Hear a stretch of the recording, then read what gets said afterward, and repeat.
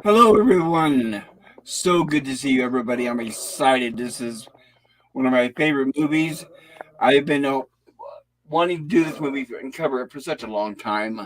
I know there's so many good movies out there, it's hard to narrow it down, but well, this is what happens when I get my choice. If you didn't like it, I apologize. The first thing I wanted to say is Merry Christmas. I know it's around the corner.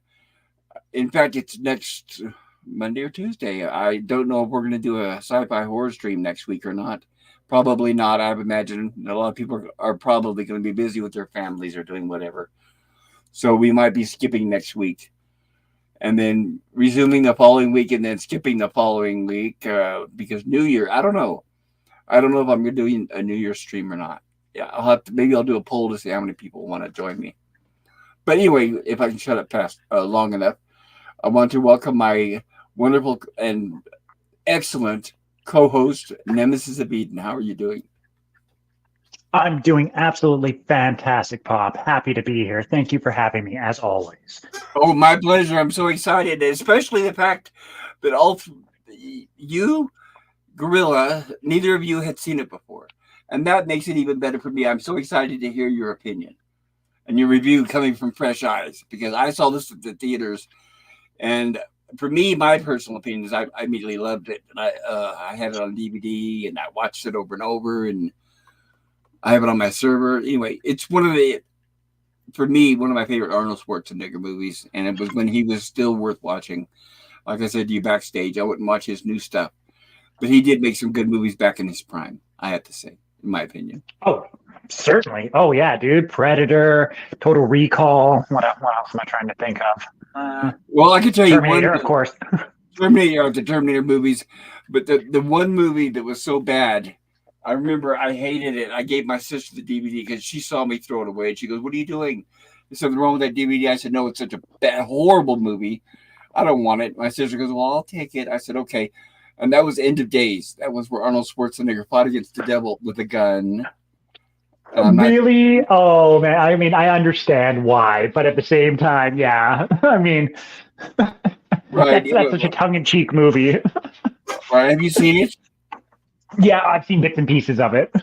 Yeah, it was bad. I mean, it was just bad. Anyway, yeah, and the devil, of course, cheap. It was just some guy in a dark suit. It wasn't even a devil like a monster or anything, but it was Arnold Schwarzenegger. Here's one thing that's a bit of trivia. There's one good thing about End of Days. One and only one, and it's because it's hilarious.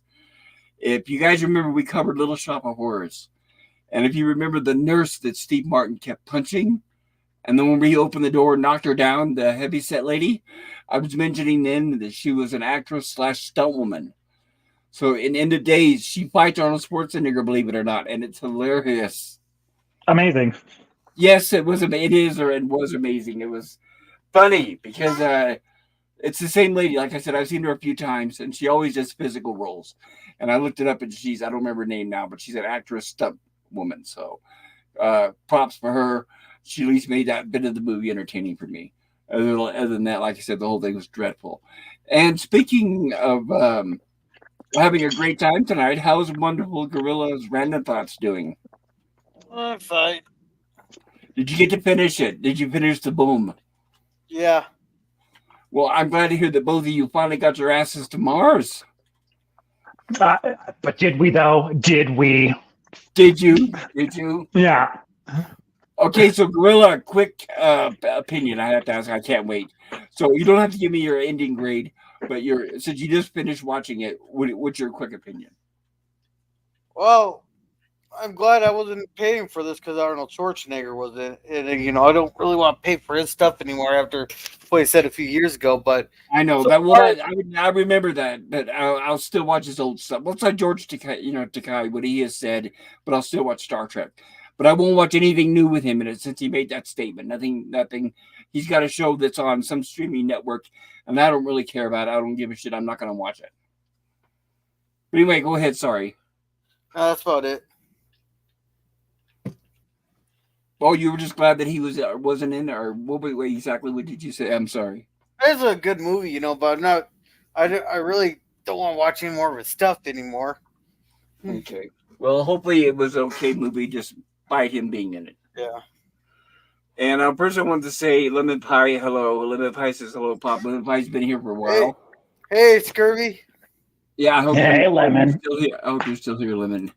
Yes, this should be a fun one, says Lemon Pie. And Lemon Pie, have you seen it? Let us know. I'm curious.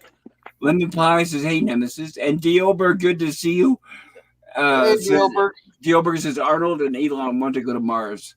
I wish I could join them if my health was better. Oh my goodness! Even though I know it's a one-way trip and whoever it is not coming back, I don't care. I would be on the thing tomorrow if I could, but I'm just not lucky enough. Oh, And you'd end up with psychic powers. I know the psychic powers exactly. And guess what? Think about this though that a lot of people don't talk about. If Elon Musk and his crew go to Mars, as soon as the first child is born, that'll be a Martian. Because actually That is correct. Yep. Right. They'll actually be Martians once they move there and transplant and live there, but an actual Martian. Because that's what the whole point of them moving there is. They all want to have families, babies, perpetuate the species and so on, build domes. So when you think about it, the first kids born there will be Martians. So it'll be interesting when they come and visit here eventually, when we have the technology where they can go shuttle back and forth, then they'll have to be addressed as Martians for the first time. We'll have somebody from a different planet here. I'm sorry. They'll be technically aliens. No, don't be sorry. Yes, they will be aliens.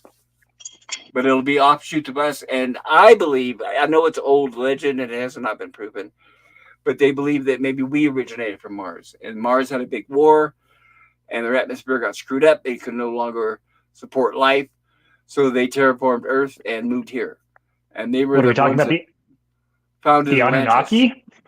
Well, Atlantis was supposedly part of them.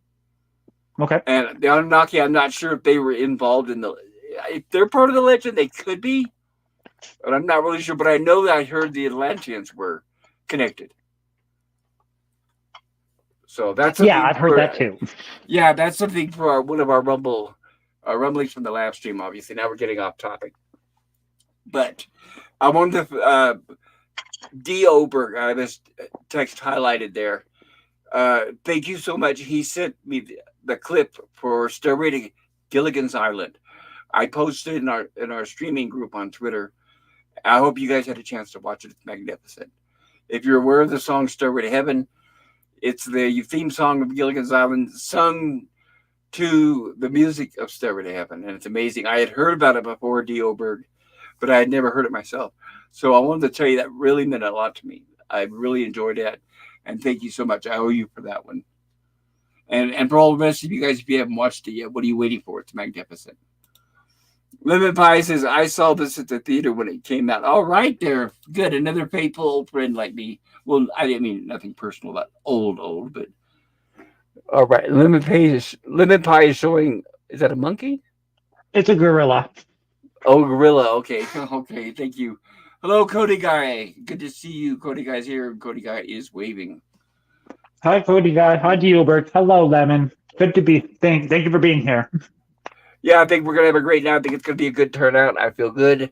I'm excited. I'm jazzed because it's a good movie, like I said. And that's always a good thing because there's so many bad ones these days. All right, I'm going to cue it up and get it started. Let me make sure that I mute the sound so we don't get stricken and get in trouble. There we go. Speaking of sound, did you mute your cell phone? Oh, yes. Thank you. It's right there next to me. You're welcome, buddy. Let me turn it on because it's sleeping. It's charging.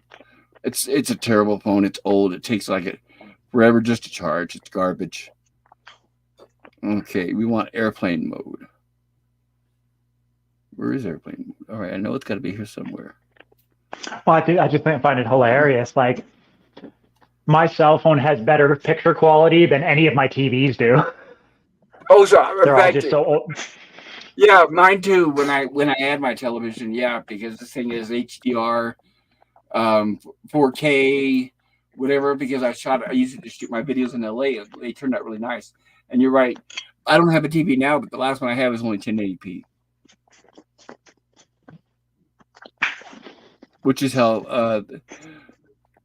By the way, you guys, I know this. I'll make this quick. because we are watching movies. We're movie fans, so I'm going to mention this. But it's a topic we can cover more in detail on our Rumblings from the Lab. But if you're going to buy a TV, honestly, I would not buy a TV in a box. When I say that, I mean, like, let's say there's a 60-inch Samsung. I won't buy it. When I mean box, I mean the TV is, you're looking at a box, right? Obviously, I don't mean to call it like the TV comes packed in a cardboard box. What I mean is, when you buy a TV, regardless of what the size is, it's a 55-inch screen, 60-inch screen, whatever. Just remember this. You're going to spend a lot of money for that, and you're limited to that size. It'll never be bigger. It'll never be smaller. It'll never be bigger. You're stuck to that one size. I mean, that's great. That's perfect. I mean, that's nice. It's a good picture. But I've always been within the belief, and I've owned a few of them, is I would rather own a projector with a screen, like a 100-inch screen, honestly. It's not that expensive. Some of them come with projectors if you buy a package deal.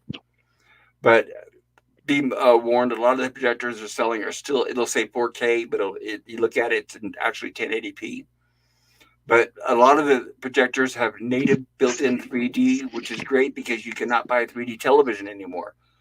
So if you get a projector, you can make it as big as you want. You can make it as small as you want by moving the projector closer. And also, most of them, not all, most of them are native 3D. And I'm talking about the good 3D, the active 3D, because the reason why I mention is I have hundreds of 3D movies on my server. So they still sell 3D movies, but they don't sell 3D televisions anymore. So if you ever want to have 3D at home and you want to experience it, the only way of doing that is by buying a projector. Just make sure that you look at the picture quality and make sure it's at least a 4K or above. I've seen them up to 8K and all that stuff, but then when you look at the actual resolution, it'll say 1080p. And sorry for getting off subject. Let me get back to what we're supposed to be doing.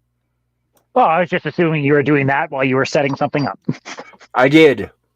And I just wanted to finish that really quick. But yeah, I'm sure I'm probably not talking to the right market. You guys probably aren't into that kind of stuff. All right, here we go. I mean, once we have the hologram technology like we have in this movie, I'll be happy. Oh, you mean like the tennis scene, right? Yeah. Where you're just like, oh yeah, blah blah blah. Yeah, it was really interesting. That's one of the things that I really liked about this movie too. Was just the 80s use of their idea of what the future is going to look like, right? Like, it's funny how they didn't think that touch screens were going to be a thing. They're still typing in with keyboards. You can tell they're still like. You know what I mean? You can tell that they're with computers. We still use when you think about this. All right, as far as touch screens, we still use keyboards. I mean, the only time we use touch screens is either on a telephone or handicapped students or people that have dexterity problems. I was a teacher, and we had to buy special. Back then, they were special because it was rare. And they were expensive, but they were touch screens. They were add-ons that you would buy for a computer, so that the kids that couldn't do the keyboard for some reason could touch the computer, move things around, and stuff like that. But when you think about it, I mean, every day, like I was at the doctor today, keyboards. I mean, I think keyboards are going to be around for a while because I don't know if anybody, unless are you talking about a keyboard that's a hologram? Are you talking about people holding their hands up to a hologram and typing, or talking to a computer, or what? Well, I mean, kind of all of the above, but I was just kind of thinking more towards the lines that, like, in this movie, in the future, because they don't have, it's still 80s technology, even though they're trying to represent that it's in the future.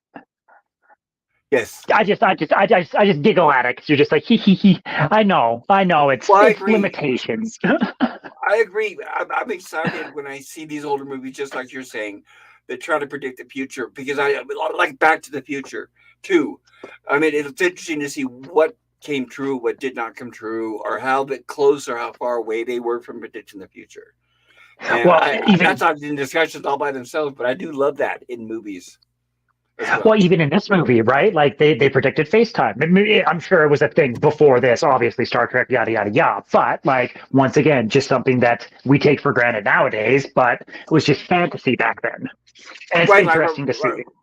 Right. But man, it's like where we are, as everybody knows, we're in the baby steps of trying to get to Mars, but we will get there eventually. Then we'll be like this. I don't mean as far as, actually I do. the plot of, I mean, spoiler or whatever, you haven't seen the movie, but the bad guy is basically starving everybody of air because it's profitable when he could be giving them a free commodity. And that's just like here where we're living. They're doing the same thing with us for gas and water and everything else. We're having to pay for it or they'll starve us. So there's nothing, that part is not a stretch, but I think it'll be a long time. Right. Sorry, go ahead. It's very accurate. No, I'm sorry, I interrupted you, Pop. It's very accurate in the socio-economical portrayal in the future of, I'm a big business owner. I have all the control because I have this one commodity. And he even says it in the movie several times. He's like, if these people gain control, I lose everything. Like, yes. He's like, I've got the best job in the world as long as I have the power. And unfortunately, it's true. I mean, ever since they took all of Tesla's stuff away from him because of that thing, because exactly that reason, he wanted to give free electricity to everybody. He figured out how to deliver it. And all the neighbors were like, oh, no. Excuse me. No. Right. And then there was Thomas Edison with the elephant and yada, yada. We can get, that's a whole other discussion. But we should probably, yes. And once, of course, music by Jerry Goldsmith. Fantastic. You like the soundtrack? I loved it. What do you think? Oh, dude, it was incredible. It was very fitting for the movie. It was really well done. Like, the musical stings were good. It helped the pace along. They fit the scenes. Like, it was, straight up. Like, Jerry Goldsmith is fantastic. One of the best. Yes, and I have to do another, not a shout out, but another shout out to one of my favorite makeup mechanical effects artists in Hollywood, Rob Botton. I'm not sure how it's pronounced, but he also worked on The Thing and Starship Troopers and several other things that we have covered on this stream. So, you guys know I'm fans of makeup and special effects. So I wanted to shout that out because that's great to see his name. And obviously his work shows up. Yeah, and by the way, if anybody's wondering, well, what does he do in the movie? He does, I'll just say mechanical humans, gore, that kind of stuff. We'll see in the first 5 minutes what his work is. Right. When I say special effects, I don't mean like laser beams and that kind of stuff. I'm talking about human and gore and that kind of stuff. Right, eyeballs popping out of people's skulls, people going, la, la, la, la. Right. It's awesome. It's so good. And here we have an opening scene of the surface of Mars.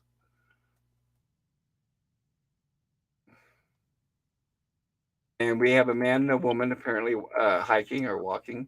And it's Arnold Schwarzenegger and this woman here in suits. Right, and it's like, once again, that's just a matte painting. And then we get a beautiful, what we don't get to hear, because we can't play the clips, is the infamous Arnie noises. But here he's making the whole, and so right. So here's where we get with Mr. Boss's work. Right, he accidentally smashes his helmet into a rock, breaks the glass, and this is the effect of the Martian atmosphere and what it's doing to him because of the pressure. And I hope, it's like, I love the effects. Yes. Is there a reason why they use glass instead of with plexiglass? I don't know. Well, I questioned that the whole time. Sorry, I questioned that the whole time, Gorilla, because like they've got the whole where they're like, "Don't shoot the dome, we'll all die." It doesn't seem like they thought of that. Well, plexiglass. Here's the differences. Plexiglass. There's different properties of the way it's designed. It's more of a plastic. It's not actually glass. So I don't know how strong it is, but I don't know if you guys have checked. But right now we're actually working on, and they've actually discovered and invented transparent aluminum, it's extremely expensive. So the day before we see it, like a dome, like in here on Mars, would be that'd be probably at least a century or more before it's that affordable. So that's the question. I'm not sure why they wouldn't use. I could be completely wrong. Plexiglass might work. I know it ages, and when it gets foggy when it ages, it's not clear, and I know it scratches easily compared to glass. Yeah, but go ahead, Gorilla. It'd be better than just shattering. Well, and not only that, you got to think of the windstorms. Go ahead, Pop. I was just going to say they've got tempered glass. They even have bulletproof glass. So if anything, the question would be, why didn't they use bulletproof glass? Because that would have taken the impact of the rock, you'd think, right?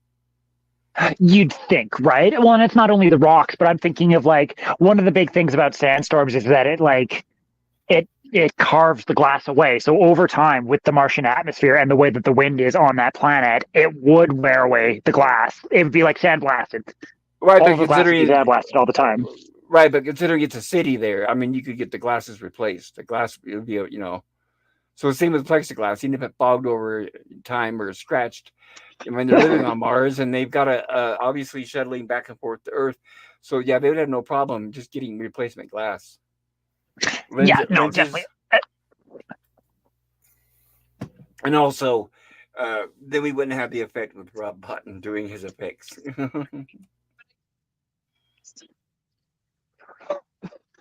And Sharon Stone. Right. This is an interesting role for Sharon Stone. I think this is before Fatal Instinct or whatever that one is where she crossed her legs. Fatal Attraction. That's it. Thank you. Go ahead, Gorilla. You're welcome. Hey, where's my equal representation here? We got to see Arnold Schwarzenegger topless. Now I want my equal representation. Right. You'll notice, I'm sorry to disappoint everybody in the audience, but right, Sharon Stone is not. I don't know if she ever did show nudity, but she does in here. She implies it. Well, I'm sorry, Gorilla. Is the 3 tits later on in the movie not good enough for you? Yeah, I was waiting to get back to that there. I was waiting for that scene. I was following Pop's rules. So you're wondering around Sharon Stone? What's that?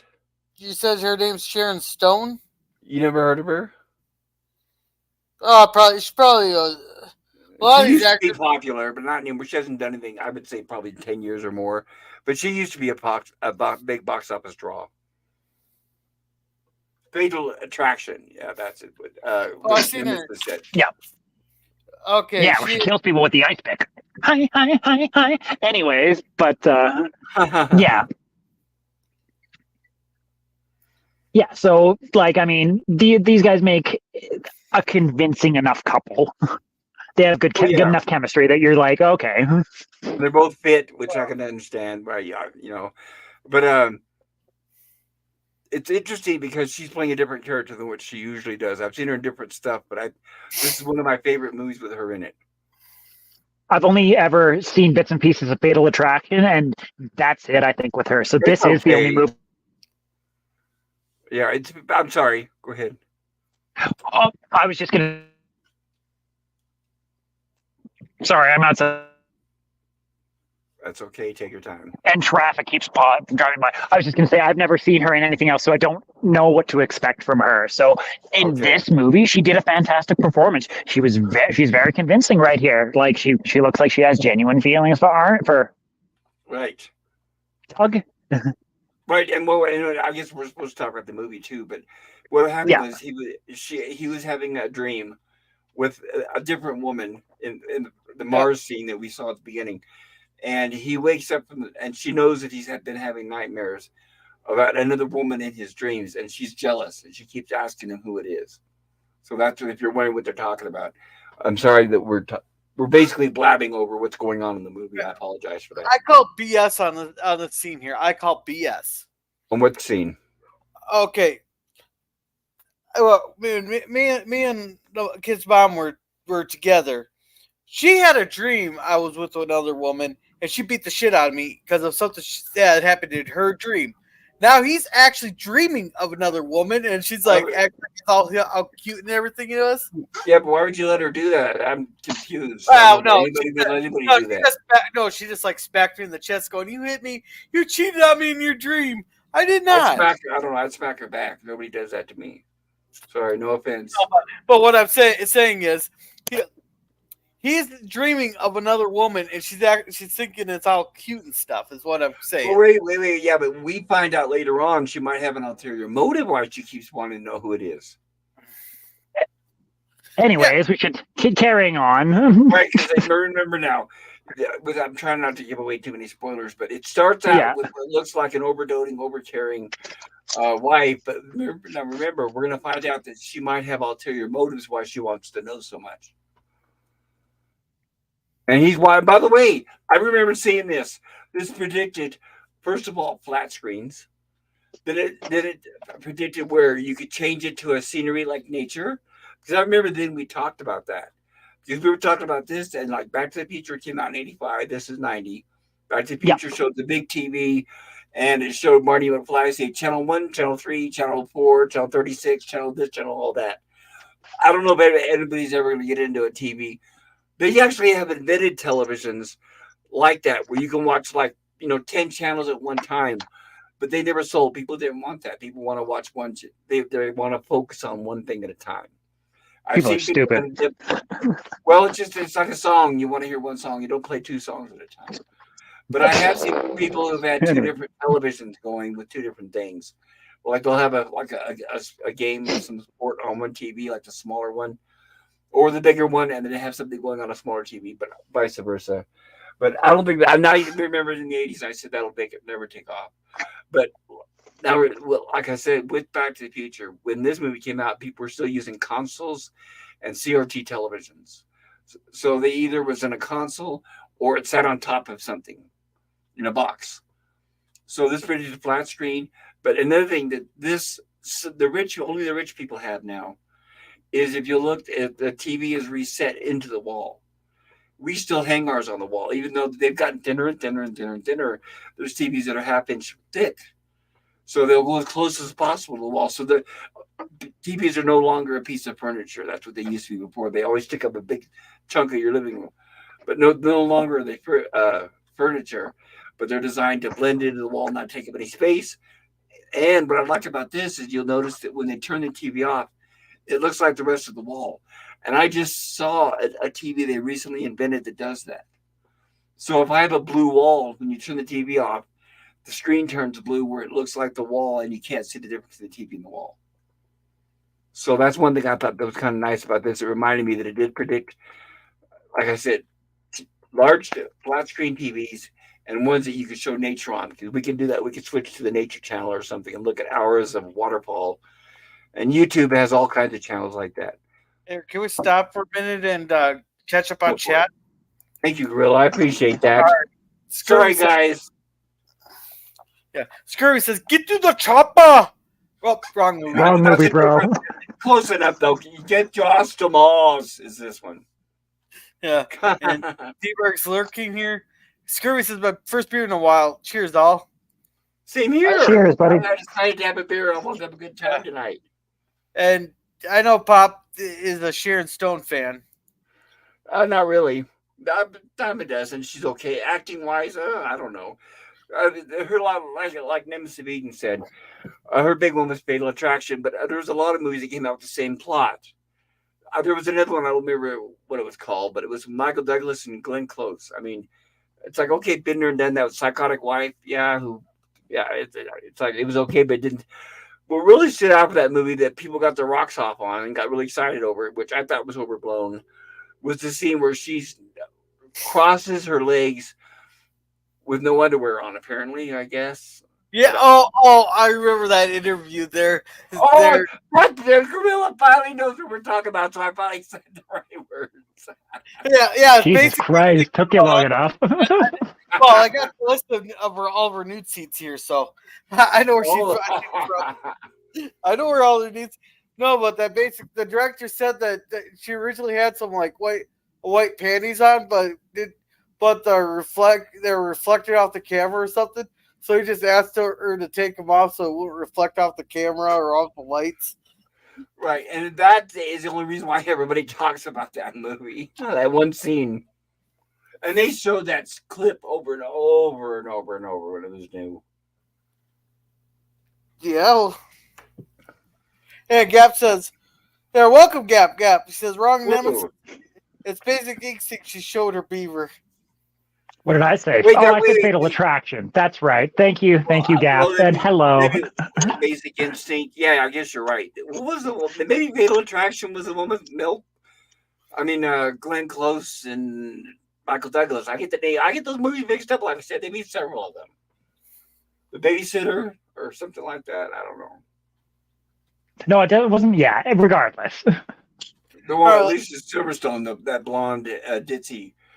She was in one of them where she was a babysitter. It was the same plot. She was in love with the husband, and she was doing all these horrible things, killing people and everything because she wanted to be with the husband. I don't know. I'm sorry. Anyway, sorry. Go ahead, Gorilla. Gap says, hello, everyone. And Scurvy says, hey, Gap, when did she show her gap? And Gap says, in the movie Basic Instinct, Scurvy, Sharon Stone was not in Fatal Attraction. She wasn't in Fatal Attraction. But she was in Basic Instinct. Gap says, yes, Scurvy. And welcome, Low Specs Link's laptop, giving us a penguin. Hey, good to see you. Thank you. Hope you're doing well. Glad you could join us. Yes. Yeah. Thank you for joining us. And Scurvy says she was in Fatal Beaver. JK. Sharon Stone is the Fatal Beaver, coming soon. And D. Hoberg's Just giving call us her Beaver Stone. Yeah. And Low Specs is smiling. Scurvy says Reba De Mornay was the babysitter one. Thank you. That's it. Rebecca De Mornay. Yes. Yeah. Thank you for remembering. I was one of those blondes I couldn't remember, but thank you. And I'll be right back. I'm going to grab something to drink. Be right back, guys. Yeah. And Gap here says, "All be beavers do not look like the nemesis. All be beavers do not look." Oh, I'm guessing not. I'm trying to read that too, bro. I'll be beavers. Do not look alike the nemesis. Well, I mean, I hope I don't look like a pussy. Like, I mean, I'm guessing he means not all beavers look the same or look alike.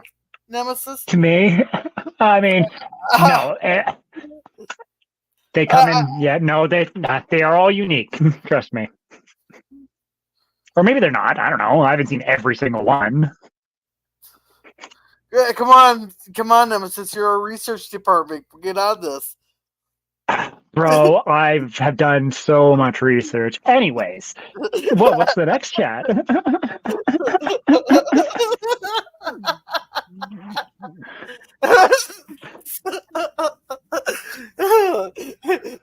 Kev says, all I mean.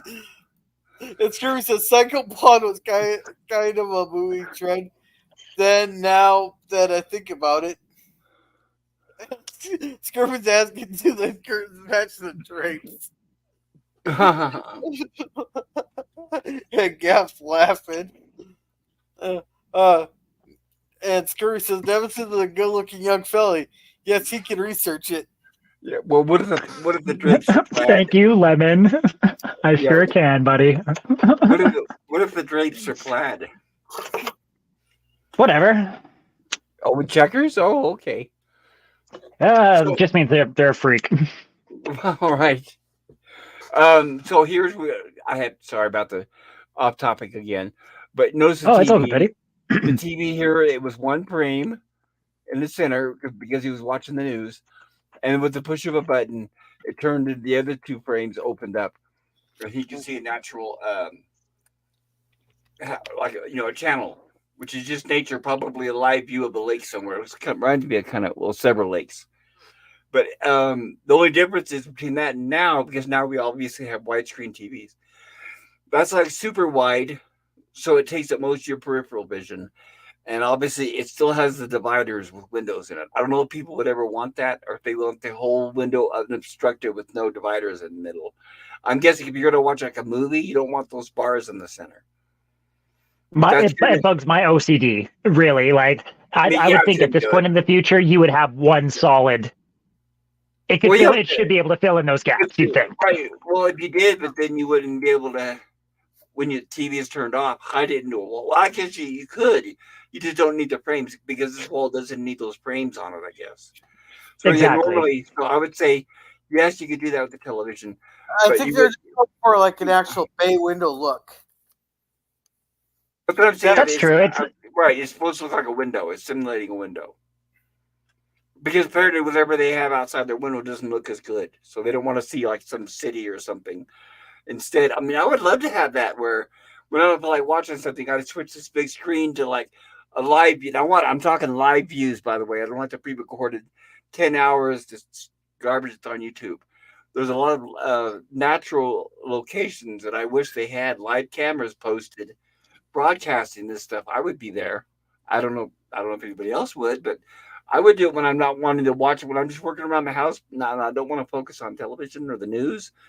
I would do that if I knew there was a live, like a camera at Crater Lake, or in the Grand Canyon or anything like that. I would do it. I don't know. Would you guys do that, or is that just me? What, like having a screen project something on the wall that made it look like you were in a better place? Well, no. Who's this? Who's talking right now? Hello, Scotty. Welcome. Hey, No, the Hi, reason why no, Nemesis and Pulsar. specifically, we could do that now. We could with our television, we could make it look like we're somewhere else. But no, I'm talking about Yeah. specifically live, high definition, 4K or 8K of live locations like Crater Lake So and beautiful okay. nature places. I don't know.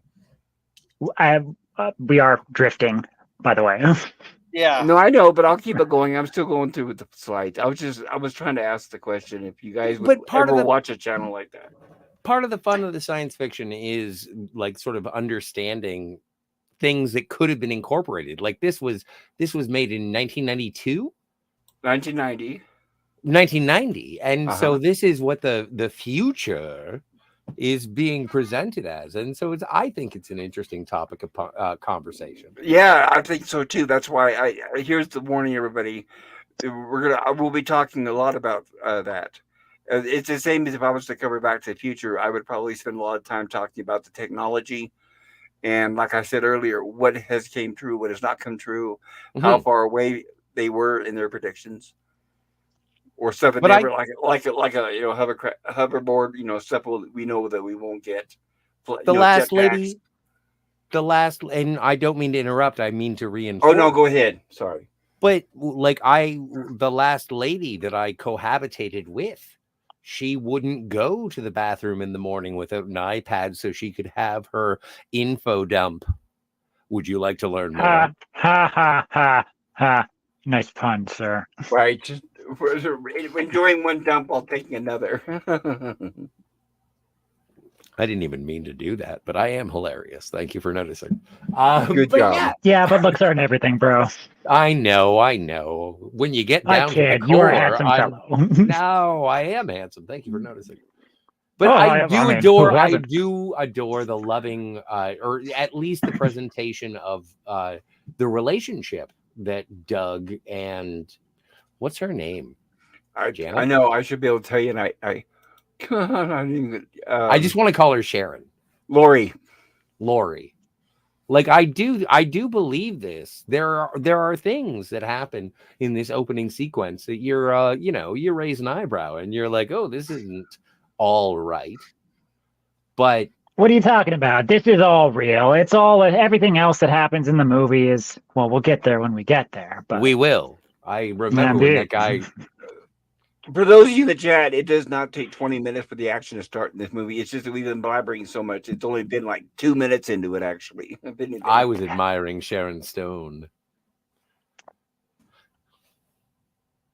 yeah, no, this movie is actually incredibly well paced. It is an hour and like 53 minutes, but it goes by really fast. Oh, Yeah. there we go, Lori, right there.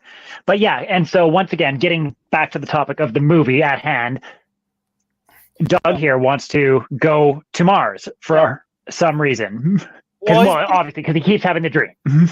Well, he's being a total Gen Zer there. Here, she's trying to get some here, and I'm censoring myself. I really wanted to make a big joke here, but I'm censoring myself. Here, she's trying to get Say it some. in the All he chat. wants to do is watch TV, and all he wants to do is watch TV instead of getting with his wife. I mean, there's a way you can solve both those problems, but Well, think about it. He has her every day, all day long. He's going to eventually get bored, or at least get interested. Yeah. Not necessarily bored, but be interested in other things too. It's Exactly. and nobody's ever been in a relationship where somebody.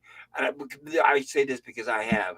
No one's ever been in a relationship where somebody is so globby on you that this is what they do. Every time you try to watch TV, they stand in front of it.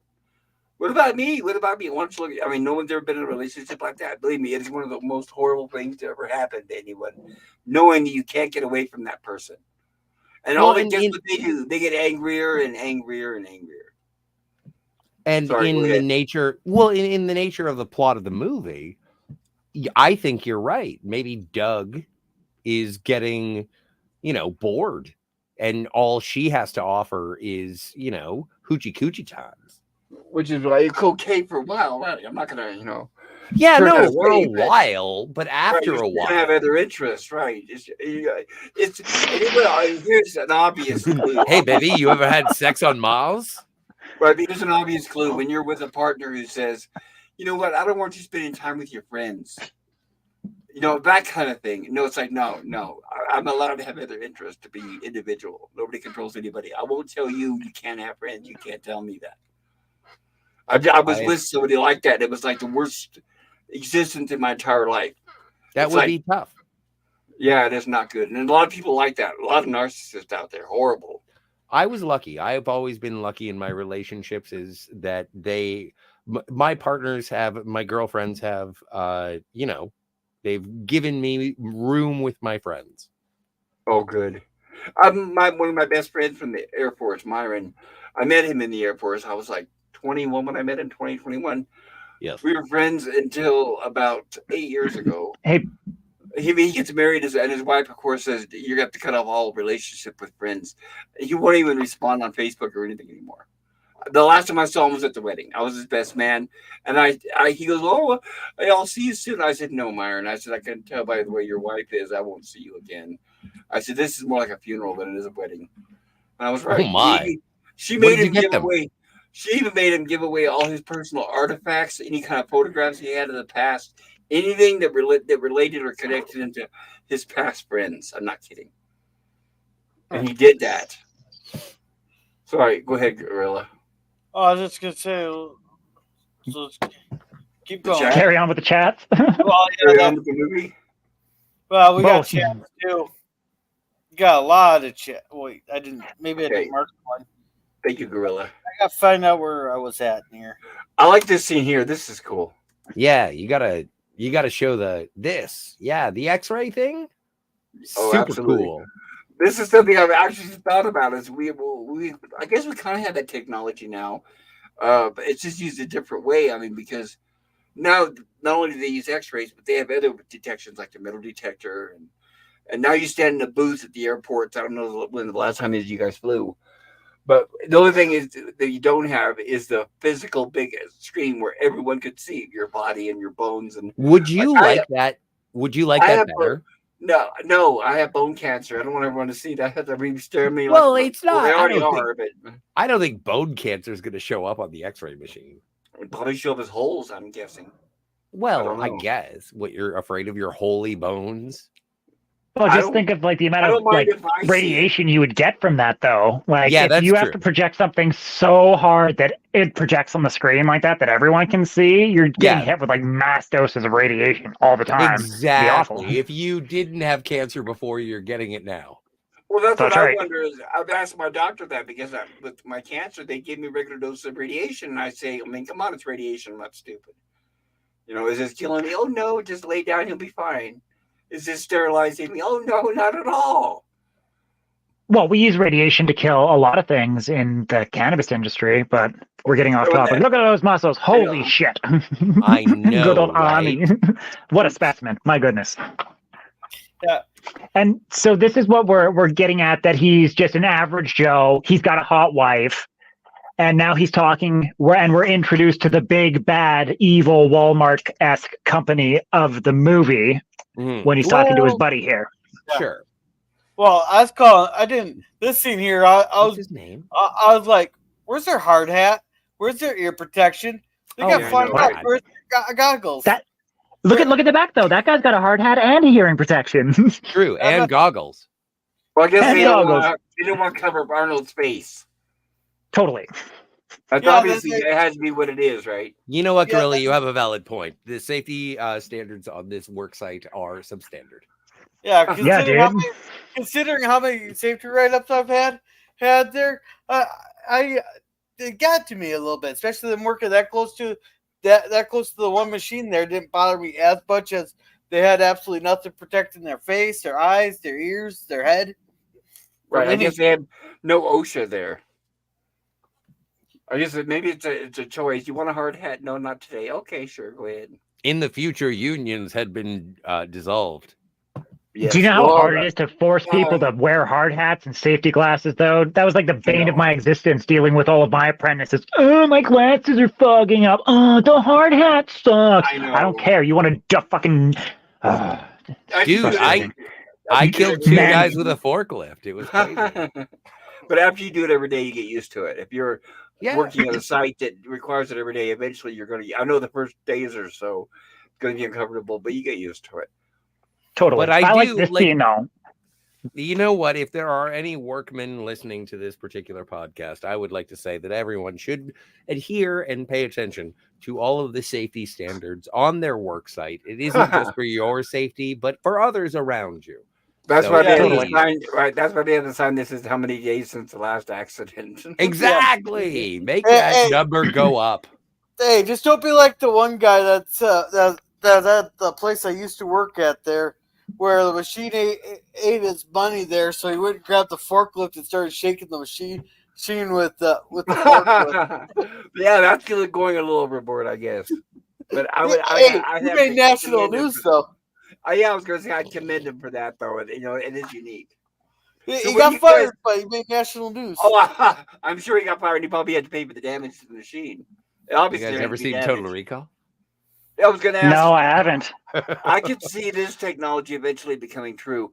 I don't know if they would use like a pen, but I can see them having it on their phone, where they just type in the design on their phone what they want, and it's wireless or Bluetooth, and it changes the color of their fingernails. You know This is what? something I could got see it. something similar. We already got stuff like that. Only you could use heat or something. I think it's Oh, yeah. you use heat and it'll change the color. Yeah, Well, this would be very easy to do nowadays. Just make like a see-through acrylic nail with a different kind of like layering, and you just choose the color. Boop, boop, boop, boop, boop. You could do that nowadays. Yeah. All right, what do you? And- Wait. Yeah, but are you okay? You're talking about with wireless or Bluetooth technology, or are you talking about what Gorilla's talking about with it's heat sensitive? But hang on. No, hang the on, Bluetooth. Pop Culture. And I want to say, like, I understand what you're saying is like you could change the color of your nails with your phone. You could. But the thing is, part of how you make something like marketable or something that people will be I know. invested in, I was thinking you women have to buy make it. them. You have to make them buy the accessories so Right, that they yeah. tap it on their nails, and that way it feels traditional and yet new era.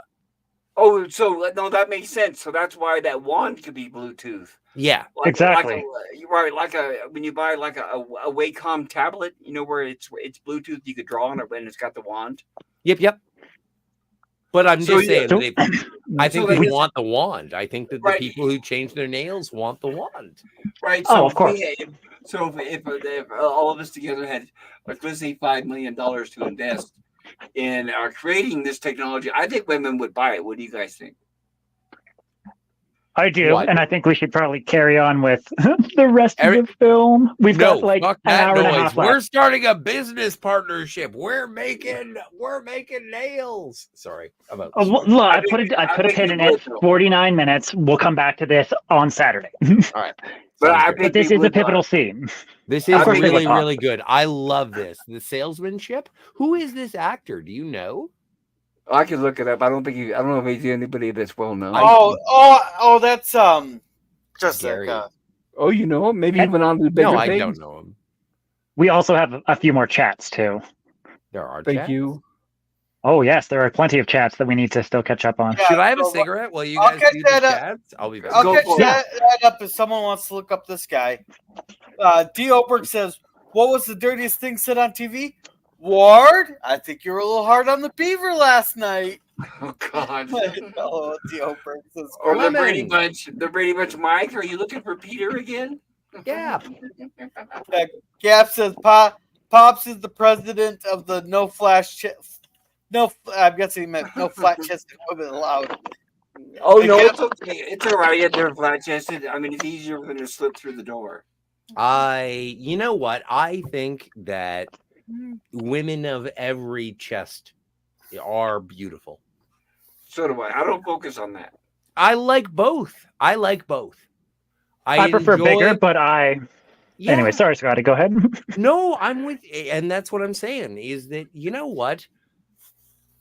I appreciate both large and small chested women in the same way that women appreciate whatever they appreciate. I don't know. I've never been a woman.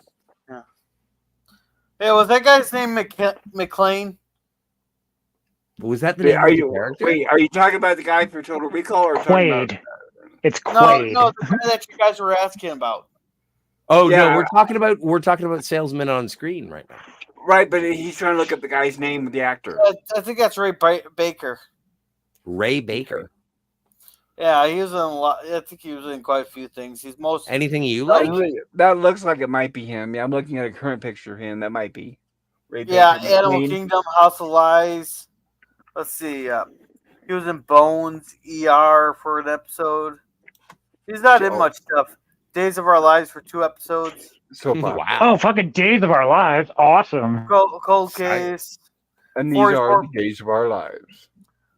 Oh, he was I'm in more Holes. video than the rest of this kind of guy, but still. Oh, he was in Holes. Okay, that's where I recognized him from. You recognized his holes? From the movie Holes. I'm Oh, aware okay. of the Sorry. movie holes. Okay, so this is the scene where the character, Arnold Schwarzenegger, is Doug Quaid, goes to Total Recall because they saw the advertisement on the train. Because basically you could pay them and they'll implant a memory into your brain that you have been on a vacation. The more you pay, the more elaborate it is. It could be longer and extended one if you pay more. And he's basically selling it by telling him it's cheaper than going on an actual vacation. And plus, if you pay extra, you can pick a woman of your choice and you can make it any way you want. You know, any color skin, any color hair, attitude, personality, that sort of thing. So, not only that, but he's like, so we haven't gotten to that point, Pop. Go carry on. Yeah. Here's where he's telling them during your vacation. Wait, you can be. Yes, Scotty. I have a question for the entire panel.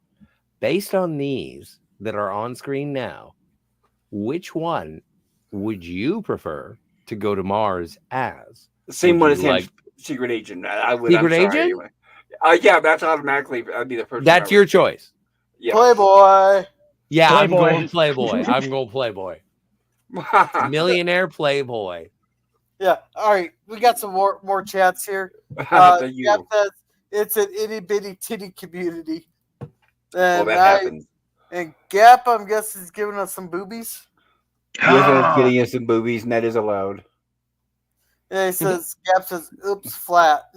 And by the way, there's only 2 of them, which is, I'll give you better credit next time. Man, I made sweet, sweet love with the gymnast once, and she was not, voluptuous. But she was an enthusiastic lover, I must say. All right. I dated a stripper once. It was interesting. It was a very short date. I felt bad. I dumped her because I think, how could I be with a stripper? Everybody's But was she me. good? Did you ever make sweet Once, love? Yeah. And once. was it any good? It was good, but here's what it is. She was good looking, but she was telling me that she had trouble meeting men, and because the reason why is men didn't want to be around a stripper. But she was good looking, and she was telling me, but it's not like I've slept with a lot of people. I don't sleep with a lot of people. And then I go and dump her. And it's like, I'll never forget. I don't remember her name, but I still feel bad. Well, Anyways, I wish her well. ahead. I wish her well. Scurvy here. As do I. It would have been cool to get Jill's take in this movie, but then we may have been less filthy in our jokes, or would we have? Hey, come on, Lemon. Jill gets filthy when she wants to. Hey, Scurvy, you might have censored yourself, but I wouldn't have. I only censored myself once so far tonight, and that's just out of respect for Pop's channel. If it was on my channel, I wouldn't have said it. Some stuff you're allowed. This is remember the ratings higher. You can go further on this. I put in the private chat what I was censoring myself from saying. Yeah, Gab says, I'm high on Vicks Vapor Rub I have on. That's why I can't tell tonight. Scurvy says, Gab out laughing. Hey, Scotty. And Scurvy says, what the fuck? Oh, it's Scotty. Yeah. Sorry about that. Do they tell us what year the movie is supposed to take place? That's a good question. I didn't see that. And I haven't read the book, unfortunately. I should. Well, and I did want to interrupt for just 1 second and say that this is interesting about the movie because it's an adaptation of a Philip K. Dick story. And Yes. in the Philip K. Dick story, he is like a pencil pusher bureaucrat, essentially. And they changed it for the movie and made him a construction worker instead of being like, and this is one of those movies where it's like, who did they want to play Hauser and Quaid? Like they wanted Dustin Hoffman at one point for this, like, Wow. and then it turned in to an Arnold Schwarzenegger movie. This Which is exactly amazing. it's the same recipe they did with the Omega Man. It was going to be completely different, but then once Charlton Heston got attached, and I love him, but Yeah. it totally changed what it became. And, you know, it turned into. I do love the Omega Man, though, right? So do I. I still like the Omega, just like this. I still like it, but it would have been interesting to see what it would have been like with the original character. Oh, by the way, he did the same thing with Planet of the Apes. I read the book, and the character Taylor is actually a French guy with a French name. But anyway, he wasn't like this guy, you know, tough, gun-toting, you know, like Arnold Schwarzenegger was. And even though Charlton Heston, even though I like Charlton, in fact, he was my favorite actor. I read all his books. But it would have been interesting to see what Planet of the Apes would have been like. But it was a scientist that originally played that character, and he acted like a scientist, not like Charlton Heston. But anyway, now we're off. I know we're a different topic, guys. Sorry. All right. No, but if I may, it's an interesting thing that whenever you have a Philip K. Dick protagonist, usually from the source material, it's a bureaucrat or a paper pusher, or it's Tuttle from Brazil, and then but when they make the movie, it ends up like, look at Deckard from what's it called? Blade Runner. Oh yes. I haven't seen it. Don't plan on seeing it. Yeah, don't bother. It's boring. Sweet. So we did miss a really key thing in that scene. What? Rachel Tickleton? All right. No. The fact that they said, okay, go ahead, Gorilla. Well, here, just for Scotty, where is it? Where is it? You like the Stay back on target. muscles, the We're lats? too close. Stay on target. Alrighty, but There we're we are. way behind on the chats here. We are. And Scurvy here says, "Who's the most handsome on the panel? Make a poll." Well, it's an unfair contest. I know I am, but Yeah, exactly. No, have you seen Gorilla? He is so handsome. all right. Scurvy says 2084, and Gap says, Oh, "Get to that action, damn it." I know. I I'm agree. sorry. Low Spec says 2084. Gap says Beaver boredom is a new thing apparently. Sometimes you get bored of Beaver. And Gap will survive the AI apocalypse because he says hi to the stream elements there. And Low Spec says Green Kirkwoman. All right, let's get back to the movie here. So one of the things that I was trying to say beforehand was that the memories to Quaid are going to be real as the memories in his head. He doesn't know. At this point in the movie, they're setting up, I don't know if it's a potential red herring or if they're setting up for that everything from now on could potentially just be a dream, because in the beginning they say, oh, blue skies on Mars. That's very bizarre. And we'll see what happens by the end of the movie. But here he is. So that being said, he's freaking out because something has gone wrong during the process. So it seems. Right. When they were transferring the memories for the so-called vacation, right, something went totally wrong. He immediately started acting. In fact, he said he blew my cover, so he's immediately acting like an agent. Well, And that they're saying, oh, maybe there was a mistake, and she said, I haven't implanted that part yet. exactly. Yeah, but so they say right here, and so we see in like 3 seconds from now, and they're And like, she gave oh, him blah, blah, blah. Right, and she gave him enough drugs to knock out an elephant because it was like, what, 12 shots at least or whatever that thing took Yeah. away. Oh yeah, no, it's like a hypospray, and it's like pew, pew, and then they're like, so what do we do? And it's like, dump him in a cab. Your Right, spray's suddenly- hypo. Right, so suddenly it's like you're going to see a doctor in Mexico. It's like, we'll dump in a cab or get rid of his body or whatever, right? Hey man, you know what? Every time a doctor puts me, sort of like sedates me, because it's powerful sedation. No matter what doctor you go to, if you're going under sedation, I always have a level of, all right, I hope this works out the way I think it will. Well, you'd think they would have safeguards in place, but no, it's just get rid of the body, of course, immediately. And they go straight there. I love this scene too, but the guy says, "What do we do?" And she just slaps him. I love that. Grow up. Shut up. Oh, and then the receptionist comes in and says, "Oh, Mrs. Johnson is waiting." Yeah. Hey, Boomer. And they say, and then the guy, this Hi, guy, Boomer. he's like, keep her here. Don't let her leave. Because there's still. Anyways, guys, we're like straying way off topic. Let's carry on with the movie. Yes, sir. No, we were talking about it. We were talking about what those scientists were doing during this transformation scene.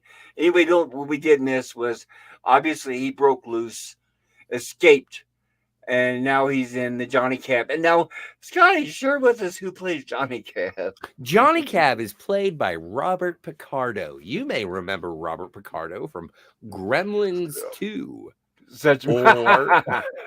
or Star Trek Voyager. Or The Howling. Or The Howling. Or Legend. Inner Space. The Orville. Or The Orville. Yes. A legendary actor, a Joe Dante regular. Absolutely. And, Okay, that delightful that he showed up. Okay, that makes up for Arnold Schwarzenegger. And I want to shout out again, Inner Space, a great movie. You know, I've never seen it. It's good. It's like a remake, a modern, well, not for now, but 80s, 90s remake of Fantastic Voyage. So here's where his friend from work suddenly pops out. Now remember, Arnold Schwarzenegger, Doug, just escaped from Total Recall, got the cab, got out of there, and now he happens to run across, what's his friend doing here from work? Well, you find out his friend's been following him with a bunch of goons. And the friend has a gun. How do you like his futuristic gun? I do like the guns in here, and Arnold Schwarzenegger handles it well. And by the way, I was in the same room with Arnold Schwarzenegger once. When I was working for the schools, he actually came to visit. And he's not as tall as you think. I'm guessing about 5'8", maybe 5'9". So in all these movies, they had to keep everybody else relatively short or around the same height. I'll put it that way. I don't know, but still, considering his height, were you in some sort of reverence? Did you? Yeah. Was it cool to be in the presence of Arnold Schwarzenegger? Yes, is what I'm asking. That's the problem. He was the mayor or governor of California, and he came to visit. I was working for tech services at that time, where they sent us around to different schools to do the stuff. And he came in, and he's talking about, y'all do this for the schools, and money for this. And I'm like, no, get your ass to Mars. What are you doing? Go to the chopper. That's what I want. I was like geeking out in the back of the room. It's like, I'm going to run it there and just go off. Yeah. And starts quoting all these lines from Conan and the Terminator. I'll be back. They would have arrested me for all the things that I was thinking about doing. Like I can hear Nemesis Enforcer screaming, being like, "Can we talk about the fucking movie?" Yeah, I wish it was a convention or something like that, but no. He was there like I said, he was when he was the governor of California, so he was there to talk about politics, unfortunately. Well, and you know what? I'm just a big fan. And so if I'm geeking out and just being like, "Yay, Arnold," it's because I just love Arnold Schwarzenegger. Me too. I used to really, really love him. But I mean, like Gorilla said, when he made that speech about screw your rights, get the shot, screw you. So yeah, now I'll never watch the other thing again. I was already mad based on Terminator 3. Well, I like Terminator 3. I didn't like the ones after that. But Terminator 3 was old. Go ahead, Gorilla. Oh, I'm about ready to start playing the Stay on Target here. Yeah. Yeah. I was still moving the frames. Yeah. Sorry. So now he gets a hold of a nice gun. It's real nice. Oh yes, and here. Like I don't. So I guess like when I had female relations, no girl that I ever dated wore anything like that. That's your own problem. Yeah, I guess that is true. I probably feel the same. I don't remember them wearing like that. But this is great because Doug comes back and he's like, Lori, you got to get down. But he Get turns to the light chopper. off. Where he's telling her the people are after me, they're going to kill me. She's like, you don't know what you're talking about. And all that Yeah. good gaslighting. Well, her job is to keep him, Right. reined in. Exactly, which we find out, right, that she's not really. But we'll cover that. But yeah, she's trying. Notice the same with when he's trying to watch the news and everything. That's the thing, is she's trying to block him from lots of things and control what he does and thinks.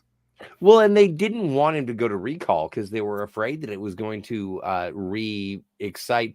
Oh my God, that is quite possibly the worst picture of Sharon Stone ever. She doesn't look good. She looks kind of chubby. Even though I know in the picture she's not. Well, wait, hold on, let me go back here. Isn't that shot from the shoulders up? How can you tell? You mean the face looks chubby or what? No, go back one more. That. There's something about the way her neck, it's just not a good.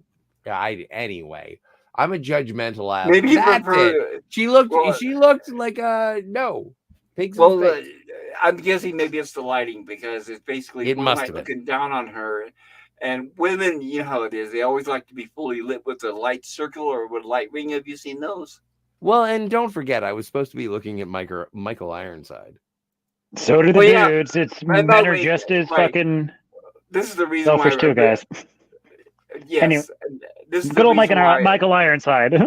Yes, this is the reason why I originally picked this movie in the first place. It wasn't for all the other reasons we've been talking about, but I actually picked this for Michael Ironside because I love him so much. Hey, Gorilla. And once again, just another portion of the henchman being more iconic than the main villain, in my opinion. Yeah, I would say so. Underrated, my goodness. Anyway, so he comes out of the bathroom and suddenly bullets start flying and somebody's shooting at him in the dark. And he yells for his wife to get out, run, whatever, because he doesn't know who's shooting. He can't see. And then he tackles him, turns the light on, and find out it is his wife. Lori? Huh? This is definitely the relationship you don't want to be in.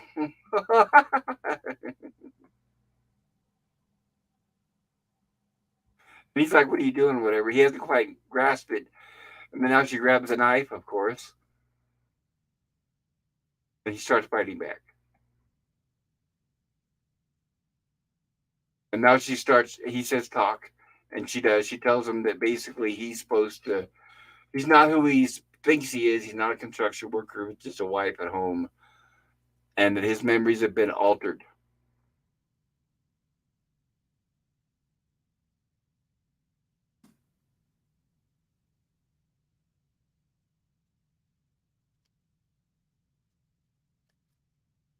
Now she suddenly, of course, he hasn't quite realized it yet, but yeah, you cannot trust her anything she says. Obviously, it's like it's like a spy. She was sent in just to, and she's the enemy. And then there's your Jurassic Park reference. Yes, thank you. Yes, of course. Clever girl. I'm getting to a weird point. I really do like the architecture in this building. Got a lot of action on the stairs. I love it. Yeah, well, they got their workout space. Oh, for sure. Here's where she tells the bad guys that he's gone. He got away. Sorry. And we find out that Michael Ironside, the guy on the left, that's his woman pretty much, and she's been playing this role. And of course, here's where they're following him. He has some sort of tracking device. He doesn't know it yet.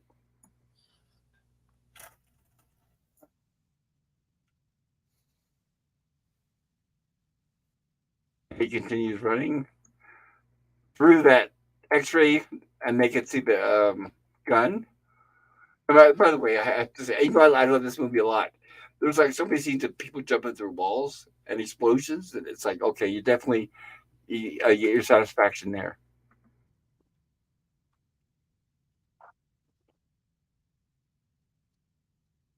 Like that.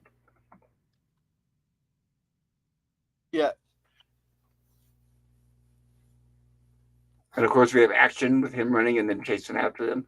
I love it how they're shooting with people right in between them, so they don't care who they shoot. I love this. Yeah, you gotta love the total disrespect for the public safety. So right, just like real life. I was just watching videos before the stream tonight of cops in shooting at cars and all these other things with all these people walking by or driving by. It's like cops actually do that.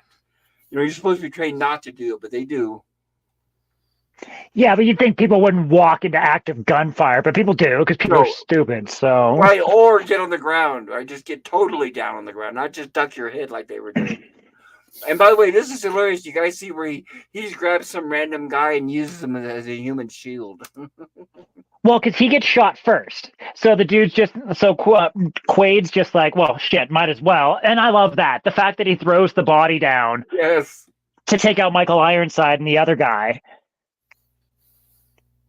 Like some of those people are like dead. You see, if you see it look like they're not moving and they're actually dead. Well, so, look at the hammer and it is funny. Look at the hammer colored blood too. That's one of the things that stood out to me about this movie as well, is that the blood is really red, like super red, like not what normal blood looks like. Yeah, exactly.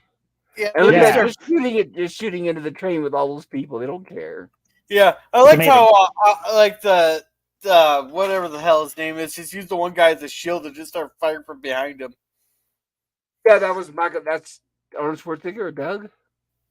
Quaid, yeah, Doug Quaid. I call him Quaid. It's easier, more iconic. Quaid.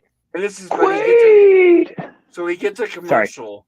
He notices. No, sorry. He notices the TV on the train where there's a commercial now for a real flight to Mars, and it's talking about how you can really go there and visit the real place. And it's funny. He sees that and he's like, "Oh." After all everything he's been through, he's like, "Look how quick his mood changes. It's hilarious."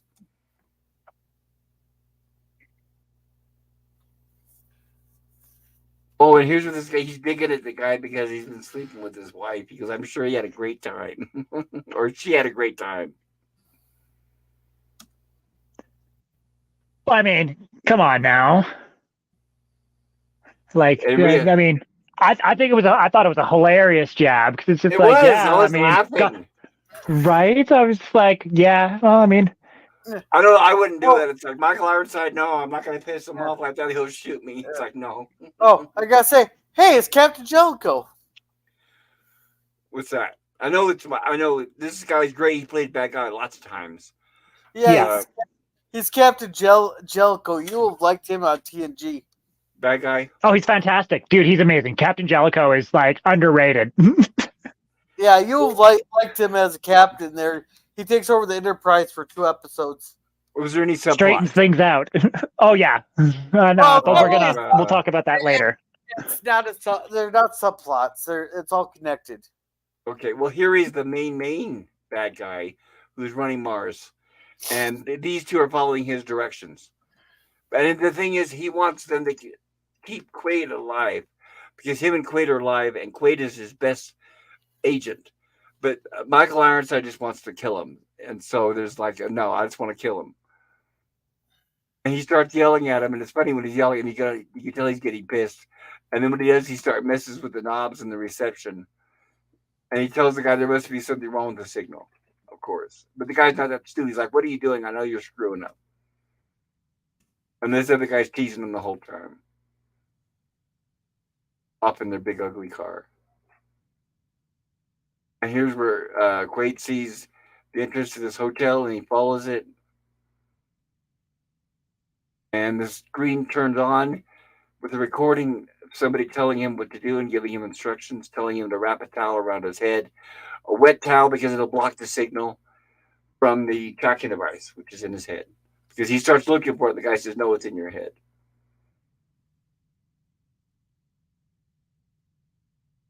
And he looks and the guy says, I left the suitcase. I don't know if I can catch that. There it is. There's a guy on the phone saying, here's the suitcase. You told me to leave it. So here it is for you. Right, he keeps asking. Go ahead, Gorilla. I was going to say, we got 3 chats here I want to read real quick. Thank you. Said, the Claridge high-tech S9 available in 9mm and 45 ACP. On the market for a whopping 41 years. Oops, only 4 years, not 41. Cool. Is that a gun? I'm sorry. That's a gun, yeah. Yeah. Thank you. Yeah. And he said Ronnie Cox starred in a Walton's knockoff back in the day. Do you know what he's talking about? Nope. I'm not. No, Walton's knockoff. Okay, so it must have been 70s or 80s. So this is hilarious. He's running down to get the suitcase that the other guy left for him. And this lady's walking by. She sees it and picks it up first. And she says, I don't see your name on it. Yeah, the Claire high tech S9 is the gun that that Quaid has. Pew Cool, pew thank pew you. pew pew. Yeah. Thank you. God, it looks like I a lo- fucking phaser. It's ridiculous. Are you guys talking? Wait, hold on. Are you guys talking about a real gun that really exists, or are you talking about within this universe? Yeah. No, it's this is a real gun. But it's the Oh. one that they use in this movie. Oh no, I didn't know that. No, that is cool. Yeah. And so what? Sorry, Gorilla. Just one thing. That was the thank you, Phantom, for sharing that. That's really cool. Yeah. Yes, it is. Here, Scurvy beat you to the draw. Oh, God damn it, Lemon. Yeah, you got me. You got me. Apple's Way, 1974. Okay, it was created by Earl Hammer. Oh, okay. That's an interesting name. Earl Hammer. I remember Earl Hammer Jr. Yeah, and Earl Hammer, yes. And so anyway, he says, go. He wants to be in a chase scene. Johnny Cab keeps asking him a bunch of stupid questions. So he basically rips Johnny Cab out of his socket and then takes manual control over the car. And they allow for this because obviously it has a joystick, which Johnny Cab was not using. So in other words, this is their prediction of the future of an automated car that drives itself, that it has a safety device so that the passenger can immediately take over when necessary. So the closest thing we have to this is a Tesla. It's just that I don't think anybody wants an annoying driver there. But you know what? I used to drive for Uber. I can see them replacing Uber and Lyft drivers with these. But I think it would be without the robot, without the mechanical puppet in there getting on your nerves. It would just be obviously a car with maybe a voice activation where you could talk to Uber or Lyft directly. Yeah, they already got that. They already got automatic driving cars. Yeah, they. I know they got. I know they have automatic cars. Like I said, I'm from California, so I'm all over. Well, but don't you think that you would actually be a little bit more? I don't know. You'd be okay with the driving car if there was some sort of puppet in the front seat that was pretending to drive, and then if things went south, you would be able to rip the puppet away, and then there's a joystick so that you can take control in case of emergency. Well, you shouldn't have to rip it away and grab the joystick like he's doing. It would be in the back seat. But what I was thinking is and there are lonely people who like to talk, so you could have the robot automatically be programmed to say, if you'd like to talk, what is your favorite subject? What would I talk about? Or you could just say, stop talking. It could be programmed to just shut up at that point. Because some people don't want to hear it. Some people do. Some people, like I said, would love to talk. Like I said, I was driving for Uber. I would program it to where when you get in, it could say, would you like to talk about a subject or anything that interests you? Oh, if you do not want to hear me talking, just say stop talking. Exactly. Like I would jump into a Johnny Cab and I would be like, so busy night, knowing it was a robot. But then on the flip side, if he was being all sassy like Robert Picardo here, I would be like, stop talking, and he would be like, yes, sir. Exactly. I could see that, perhaps. Or he takes the Johnny Cab and inexplicably, why does this thing keep doing this? Anyway, sorry, my windows. Inexplicably, okay, he gets out of it. He parks the cab. And of course, Johnny Cab is still talking, saying, enjoy, thank you. And I hope you enjoyed the ride. Yeah, and then inexplicably, the car just floors it and then runs into a wall and explodes, almost running Quaid over at the top. In the See, process. and this is what I got out of this is that's a last fuck you to whoever just vandalized the vehicle. This isn't a safety feature. Quaid just ripped him out, and he's just like, ha ha, have a nice ride. Here's the last little thing for you. And he tries to run him down and blows up. Well, I guess that's a good idea. So that's a good way of thinking about it. Yeah, hey, Pickles. Hey, hello, LDG. Hey, LDG, good to see you. I hope you're doing well. I hope you like this movie. And of course, it's a way over the top exaggerated explosion, but I'm not going to complain. It looks fine. I go Hello, to Arnold LBG. Schwarzenegger movies for explosions. Yes, exactly. What else were you looking at, right? This isn't Romeo and Juliet. Yeah. Well, this was the Leonardo DiCaprio version, and there's a lot of gunfire and violence in that one. I do like that.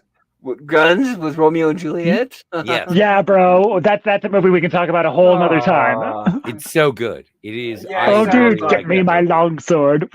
Anyways, yeah. So I like how Mars bucks are red.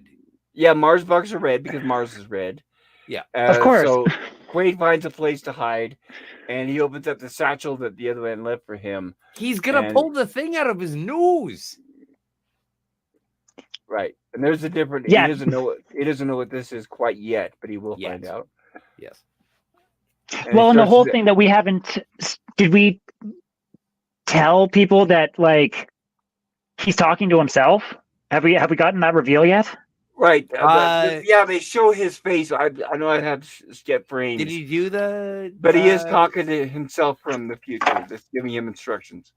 Past. Yeah. So his past self has left future instructions in case this situation happens. Yeah. So now he's like, all right, I need you to take the gun and don't worry about it. It's self whatever. All you got to do is take it and shove it up your nose. Well, no, but that's the guy. That's like There it his is. helper. That's it. We haven't opened it up yet. My apologies, everyone. No, but he's got a we guy. were basically He's there. got like a buddy who tells him to pick up the briefcase. The guy who tells him to pick up the briefcase. We don't know who that guy is, and he never shows up again. That is correct. We assume he works for these guys or for whoever's helping. Yes. He's just another agent. He's on Quaid or Hauser's side. Yeah, that's what I'm thinking. He's on Hauser's side, not Quaid's side. Quaid is technically a different person right now. Quaid's an idiot. Nobody. Quaid is not a person. Well, Quaid is subjectively just an identity that's been created. Anyways, how deep do we want to get into this, or shall we just carry on with the movie? Yeah, It's up to you, Charlie. So I say we carry on. Well, it's at this point, which is explained about the character, and he's telling him that he's an agent that has memory wiped, and he said, basically, you're talking to me in the past, but he's giving him instructions on what to do. We don't necessarily know if he's telling the truth yet. But here's where he tells the guy that you need to inject this in your way up your nose. Once you hear a crunch. Right, shove real hard. That sounds nice, doesn't it? Iconic scene. But crunches you're there. That sounds nice, doesn't it? Oh, it's like a COVID test. Worse than a COVID test. I'm trying to take it out. I do like the. It's like when you're a kid and you shove something up your nose and you have to get it out before your parents want to take you to the hospital. Right, if you're dumb enough, like a marble or something, right? Yeah, totally. Yeah, yes. And you can take that turban off your head. You look ridiculous. So he sees the bad guys chasing after him. He removed the tracking device, and so now he knows he better get out of there before they reach him. So he starts smashing the computer, and he grabs the money and the supplies that he left for himself. Yeah. And here come the bad guys. And before he leaves, he takes the homing device and sticks it into a piece of, I think, a candy bar, and then feeds it to the mice. Yeah, it looks like a Milky Way or something like that. I thought it was a Mars. It was a Mars bar. Oh, naturally, I can't believe I didn't get that. You're right.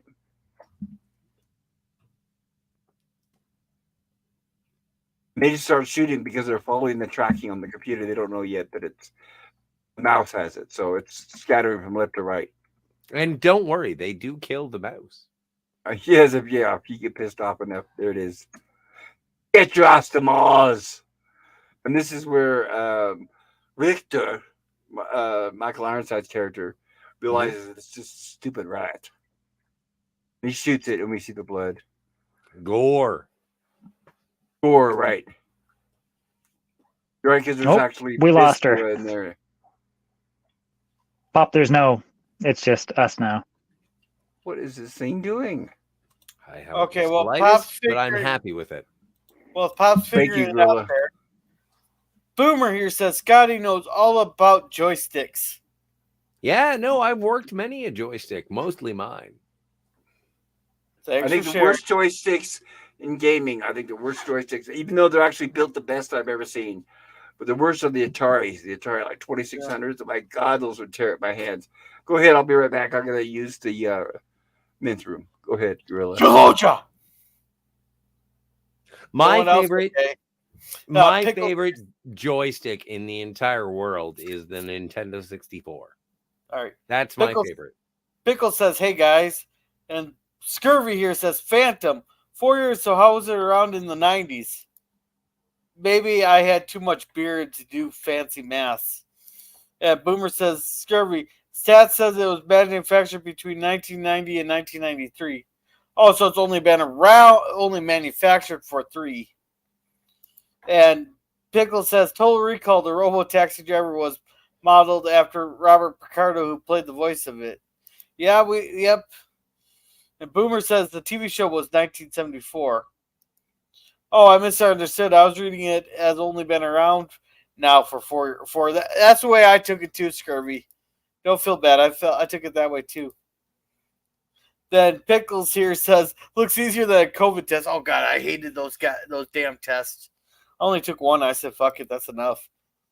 Then Scurvy says, ironic that Arnold had to take a painful COVID test. Yeah. See, I'm not the only one who's making that joke. Everyone knows that it's a funny joke. And Low Specs here says Panther XL. Yeah. And D. Oberg says, back when this movie came out, I purchased a collectible card set that came with some of the Mars money and a Mars rock. Fake, of course. Are you sure the rock was fake? No, the money's still good on Mars for goods and services.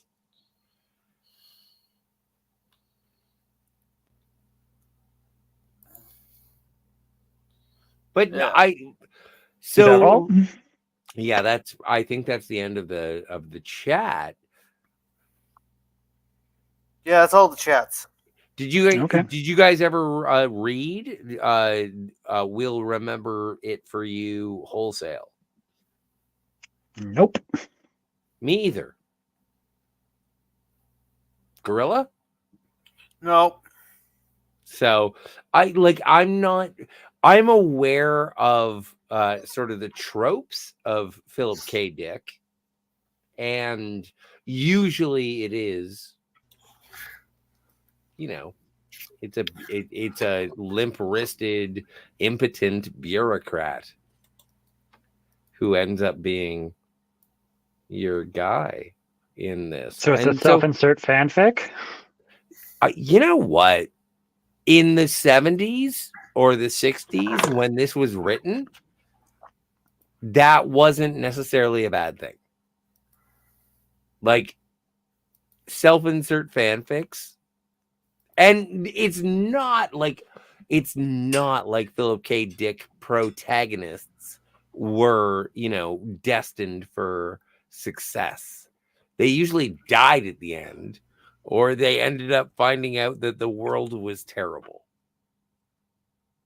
I love Philip K. Dick, but if you want to read a whole bunch of good ideas and then find out that the life you lead is a lie, that's that author for you. Yeah, I'll pass. So we completely skip over how we get to Mars, by the way. Well, he saw that advertisement on the train, and they didn't show a lot on screen. They just were assuming he took a trip to Mars. Well, we Because missed it one of the cut best straight to- gunfights. Which Hey, one? Like when he was in Mexico City and he was doing like the whole get your ass to Mars. Like when No, we showed did that. No, he was in the He abandoned building when they showed that. Oh, And so then- he just gets to And then he Mars escaped. now. Well, he just escaped. And then remember, we showed Michael Ironside's character. Richter just shot a rat. So So now he's escaped. just going to be a fat lady. Well, I'm just And yeah, talking and then about. it just transitions here. I'm just talking about what they showed on screen. So I'm he sorry. Yes. I'm escaped. sorry. He escaped that abandoned building. They shot the rat because it had a homing device, and then it just cut, and he was at Mars. So it's not like they showed it on screen and we skipped it. I So do we're want to. assuming that he took because remember the advertisement on the train where it said you could fly to Mars. I do want to ask Gorilla to say hi to PvP. I did, but you guys. Oh, were did busy you? talking. Yeah, I did Well, say hi. PvP. That's weird. I didn't hear you. Hi, guys. You know, this is perfect because this is actually. I didn't realize it, but I must have seen this movie back in the 90s on a pay channel. But for some reason, I came in like right at this scene, and I was just, I guess, flipping through the channels, and I come in here with the fat lady at the airport and all this crazy stuff, and I'm like, okay, I got to watch this. This is too weird. But of course, I had no context, no setup for the story, so I really had no idea what the hell I was actually watching. But I still watched it to the end anyway, because it was like Schwarzenegger, and it was pretty good. So but I wish I'd seen it from the start, like I did last night when I watched the whole thing, because it's much better you movie. saw it. I watched it last night. Of course, I saw it. I'm not coming on a panel Nice. if I don't have any knowledge of the film. Yeah. Oh, Michael Ironside is so evil in this, isn't he? He's great. Yes, I love him. He's just menacing. And there's Gul Dukat. Oh my God, you're right. I never recognized him. Wow. Please explain Galdecott. Wow. No, he's not. It's Marco Limo. Is the name of the actor. He's On the left. very yes, on the left. Okay. Yeah. Like I do want to give him props. Well, Oh, we know what great. you mean, I didn't know Scotty. that. We know what you mean, Scotty. If you've seen Deep Space Nine, that is. And Now, this is, when do we cut to the? this is Okay, Mrs. Garrett from. this is Now we're on the Practical. we're on the effects now. Okay. Okay, so if someone's head is in that mask, where did that post come from? Yeah, I know. I guess behind the head. I don't know. Like, no, Or the it head doesn't make tucked any underneath. sense. It Well, doesn't this is make any practical sense. effects at this point, is it not, guys? Oh yeah, Absolutely. That's what I love about Rob Botton. All this. Yeah, I remember this. I This- remember this scene. Totally freaked me out when I first saw it. I was like, you "Wow, think this this is is weird." practical? That's not practical. Oh, but the That's- actress in the early part of the sequence, the real fat lady, she was really good in the part. I thought she was very effective, Get Yes, ready I for agree. a surprise. and she was creepy as hell too. By the way. Well, I'm trying to show that here. Right. Yeah, dude. Can you screenshot that and send it to me? I want to make that my Facebook profile headline. So You she send says, that- the head says, get ready for a surprise. The whole thing blows up. Big explosion. Everybody gets knocked back, of course. Even Quaid gets knocked down, and he gets up and escapes. But unfortunately, by shooting, Richter actually shoots the dome that's containing all the air in the atmosphere, and everybody's being blown out the window. They have absolutely no regard for civilian life. They wonder why everybody's rioting. Well, that's what I thought. Like they're wondering why there's a revolution taking place when they're just mowing citizens down by the hundreds in the streets every day. Yes, Like the dictatorship, right? Yeah, Totally. Socialist. Well, this is like I said, the director Paul Verhoeven, the same guy who did Starship Troopers. Remember, they were all fascists in that movie too, and yeah, it's basically like a fascist dictatorship. authority's always bad, right? Authority's very bad. Well, it's more corporate. I always got the Yes, impression. I agree there. Yes. Well, true. Yeah. Still, most corporations don't go mowing people down with machine guns. Thank Well, goodness. they do. Well, Hey, certain governments have known to do it, but believe me, you're not going to hear about it. Our government has done it before. Like, I Yeah. think that if you're mining a natural resource and a bunch of dissidents come and argue with you, then yeah, personal or private security probably may shoot you down. Oh, I've heard stories like in South America or Africa where mining is going on and that kind of stuff, has definitely happened in the past. Yeah. And thank heavens for capitalism. My older brother Randy went to a party in the 80s, and that guy on the right was there. Really? I love that guy. He's been in a bunch. He was in Sanford. Yeah. Well, the sequel, I'm talking about the sequel of Sanford and Son. What's his name? Really? Do you remember?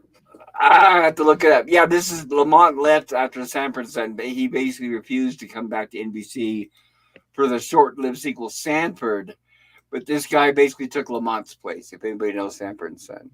Which one? The guy with the beard? Yeah. The one with the beard on the right. Yeah, He played Okies. And remember, he was the one in the original National Lampoon's Vacation where he asked Clark how much money you got when he repaired Clark's station wagon. He was also the sheriff. He said, "How can you get away with this cow ripping us off?" Then he flips out his badge. He's also the sheriff. He is one of those great early 80s into the 90s character actors. Yeah, Yes, he's got the great face to be a good character actor too, because it always helps if you're a character actor to have a instantly recognizable and memorable, face, appearance. He always played a biker. Yes, well, I can see that. That would make sense. And like we mentioned before, this is another thing that is sorely missed in Hollywood these days: is character actors. I mean, once again, yeah, they don't have them anymore. They do. You remind me of Brian James. Those two kind of fall in the same category. If you guys saw what I'm talking about, you know rest what I mean. his soul, Brian James. Yes, he's unfortunately passed away. But like, another guy, bad guy, comedy. I mean, he can do everything. How do you feel about Oliver Platt or Alan Tudyk? Oliver Platt, I don't know. I'm not a big fan of Oliver Platt. I can handle him. Don't like Alan Tudyk or however that's pronounced. Well, it's Tudyk. I think that your assessment of modern character actors is remiss. Well, that Tudyk guy, he was in some superhero show where he was the bad guy, and I really hated that show. So I might be just because of that show. I don't know. Well, it's not important. He was great in Firefly, though. He was. I haven't seen that. Oh, you should. That's a really good sci-fi show. I know what it is. Yeah, I'm not. Isn't that Firefly? Joss Whedon. Yeah. But there's only like what 13 episodes or something, Scotty. Like it's not a long watch. Right? I know. I'm not a fan of Joss Whedon. Ever since he made Buffy, it's like I didn't like it. That was the beginning of the she empowerment. It was the beginning of the she empowerment. She men weak stupid girl kicks ass. I mean, that was like one of the beginning shows that did that. It wasn't my thing. Pop, may I stop for just 1 second? Yeah, absolutely. And say, like, I have to full screen this. Can you imagine having that view out of your office? Hold on, I have to get back to that window. Look at Mars in the background of Verhoeven, or what's his name? Cohagen. That's it. Cohagen. Yes. This is an amazing. This is one of the best offices I have ever seen. This is very nice, and remember, he rules the entire planet. So yeah, I can see how he has that office like that. Hey, just a sec. Welcome, Philip Gaming. Hey, Phil. Hey, Philip Gaming. Hope you're having a good time. Hope you're having a great night. Thanks for joining us. I love your. Hello, Philip Gaming. Thanks for being here, bud. And he's just the way he's talking down to Richter and yelling at him. It's like Michael Ironside could snap his neck any minute. But it's like I just love Ronnie, that anger underneath the skin. Oh yeah, Ronnie Cox is so good. Oh yes. that he is like Ronnie Cox is the only man who can take a God. strip out of Michael Ironside. I know, it's almost. I'm surprised he doesn't have a mustache he can twirl. True. And you just know by watching this scene, you're thinking, okay, the point's gonna come where Michael Ironside finally gets his revenge on Cohagen, but that doesn't happen. Surprisingly, that would have been a nice little twist in the plot. Michael Ironside says, "I've had enough of you," and kills him. But I don't want to give away too many spoilers. All right. Well, He's basically telling him, "You're screwing up. You're fucking up. I want Quaid. I want him alive. You've been trying to kill him. You better stop doing that, or I'm gonna basically get rid of you." Cohagen's Some probably guy. got so much power though that he's probably got death squads, that would revenge his death if anybody shot him anyway. So Yeah, I'm surprised he You know. doesn't have guards right there in the room because he's probably Oh. a coward too. they might be just outside. Yeah. Might be a secret button kind of thing. Oh yeah. All right. So I have to leave Right. before I see the triple-breasted woman. Oh, I'm sorry to Um, hear that. Well, Okay, no. oh, I'm boy. going to come back. But I'm just. Okay. Why? I want to talk to Nemesis of Eden for just 1 second. Nemesis of Eden. Yes. What's up? If I go smoke marijuana and come back and then find out that the three boob lady is still, on the table, like, am I allowed to get excited? Keep your camera off. I will.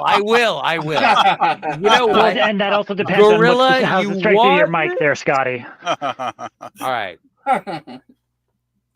I don't know why. What was I that, wanted Scotty? to check with you, Nemesis. No, I think you're absolutely correct. You know what? A gorilla told me not to be a pervert, and I won't. I mean, yeah, there's only room on this panel for one pervert, and that's me. Well, Hey, who's the one that had? I to censor agree. himself I in the agree. comments? Yeah, I mean a little bit of Uh, Can we get real quick?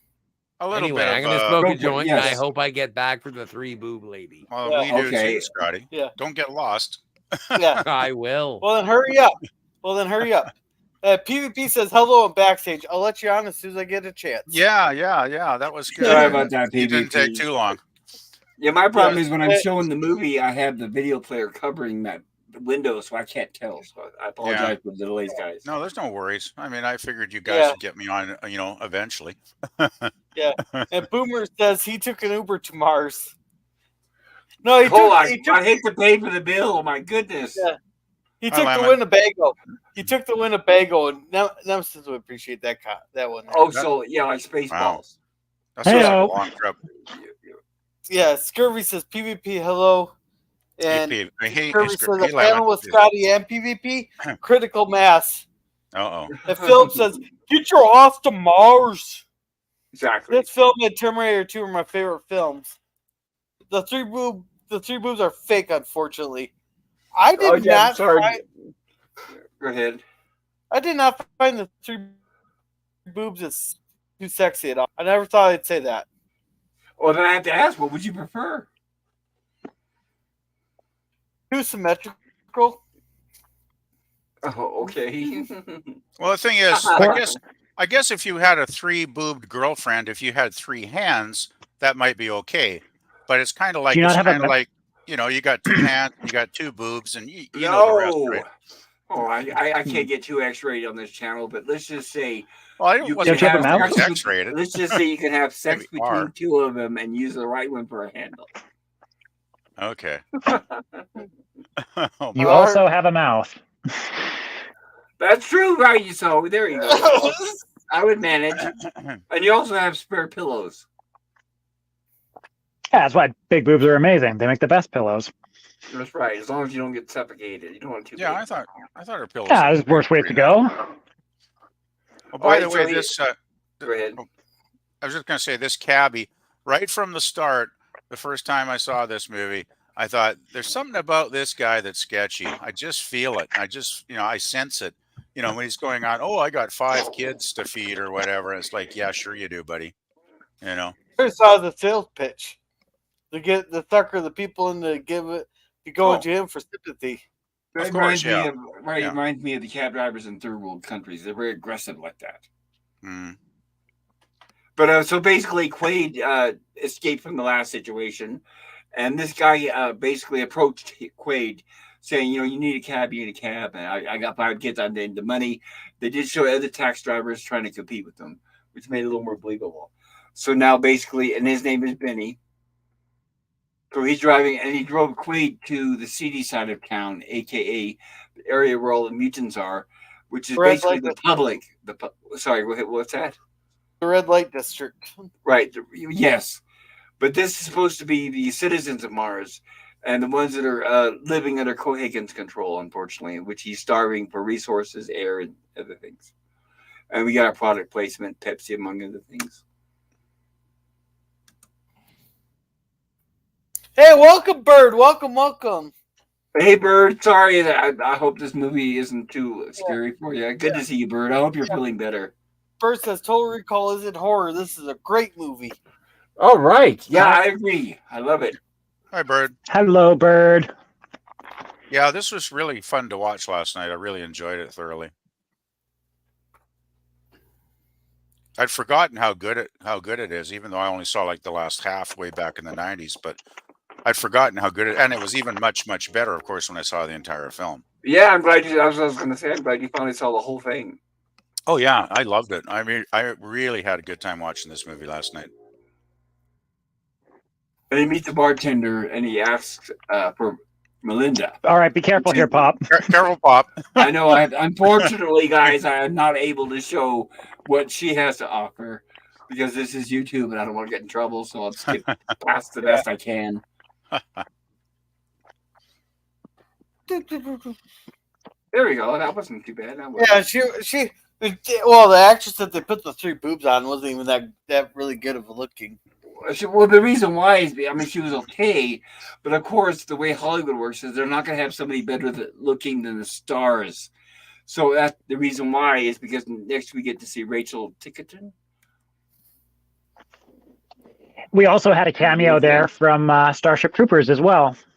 Right, anybody recognize the guy with the makeup? Probably not because he has makeup. But let me try to go. Hold on, because my window kept popping. I don't know why they say him. Anybody recognize him? Not with the makeup. No. Yeah, he was one of the kids. Quark? He was one. That's right. No, it was one of the kids one of the hotshot kids From Hot Shot Kids. I'm not sure what you. Hot Shots, the movie. from Starship Troopers. He's one of the hotshot kids. No. He was the commander. He was the commander. That's Dean Norris, who also played in Breaking Bad as the. Is that the one that threw the knife into? Oh, really? No. He's the bald guy that was the commanding officer. The guy who threw the knife went to and said, "Look, we need to do this and this and that." Remember? Oh, gotcha. He was behind the desk. He was like the general or whatever, the commander. He wasn't a general, but gotcha. He's the one who ordered the whippings. Yes. Yeah, and then not only that, but there is also another Starship Troopers actor who we also get to see. Not this guy, but the guy who was just before it, and he plays later on in the movie, who we find out. Yes, but I want to point out the biggest role for this guy is Breaking Bad. I mean, obviously he was like one of the main stars, and he did a great job. Unfortunately, he hasn't done anything good since, so I think that was the highlight of his career and the end of it.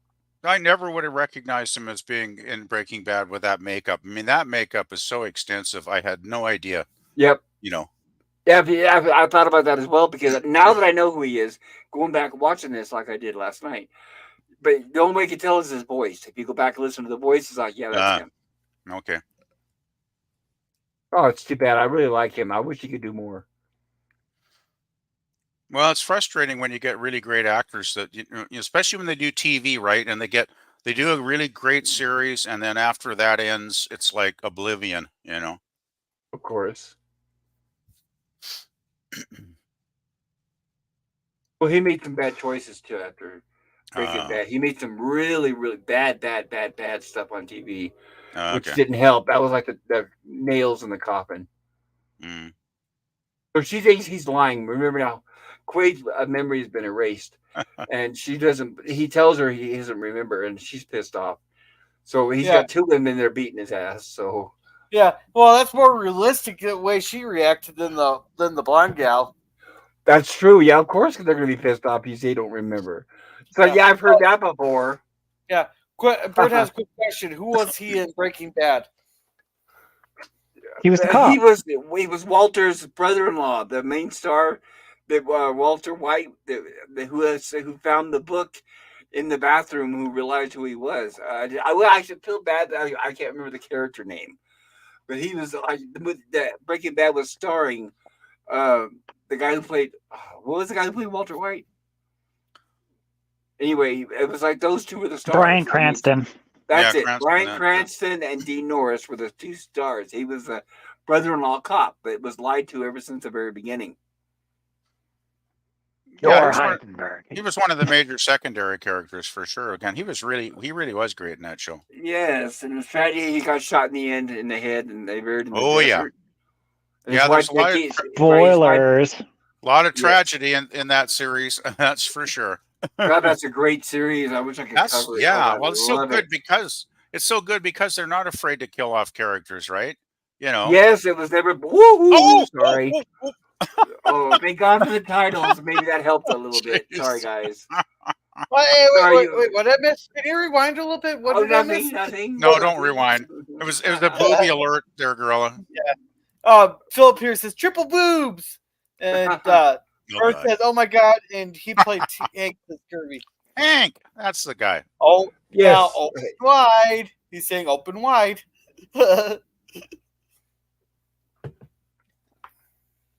I remember this, the guy that he saw the commercial on the train. The guy that was advertising Total Recall. So I guess Total Recall figured that obviously they're trying to get to Quaid. So they figured if maybe he's seen the advertisement. So that's why they pull the main sponsor, who's probably just a hired actor. I don't know if he actually works for. Think about it, because usually when companies make commercials, it's a hired actor or actress. Like Dionne Warwick with the psychic commercials, she wasn't exactly psychic. Well, they might want to keep it quiet so that they might actually just work for the company. If they were he might actually work. Well, he does in a way. Well, even if he's a hired actor, he's probably on a very strict contract, and if he does anything out of line, we kind of know what'll happen to him, right? Michael Ironside will take care of him real quick. Right. So he basically tells Quaid that, look, you're actually in your dream right now, and I'm real, and I'm staring at you, and you're unconscious dreaming. This is all fake. Remember, you asked to be a secret agent with a good-looking woman and all this kind of stuff. So that's what I love. By the time we get to this point in the film, it's like, well, what is real? Like I was, questioning, well, who is he? I mean, is anything real? Like, what's going on? Are we seeing a total dream? A fantasy in his head? Is he still hooked up to the machine? And then, of course, when they bring the wife in here, it's like, okay, they're just trying to placate him and play him and make him relax and let his guard down, right? You definitely know not to trust anything she says, because they've already established do not trust her. She'll kick you in the nuts more than once. Yeah. Very painful. No, I wouldn't trust that. No, I'd never do anything to hurt you. Yeah, right. Yeah.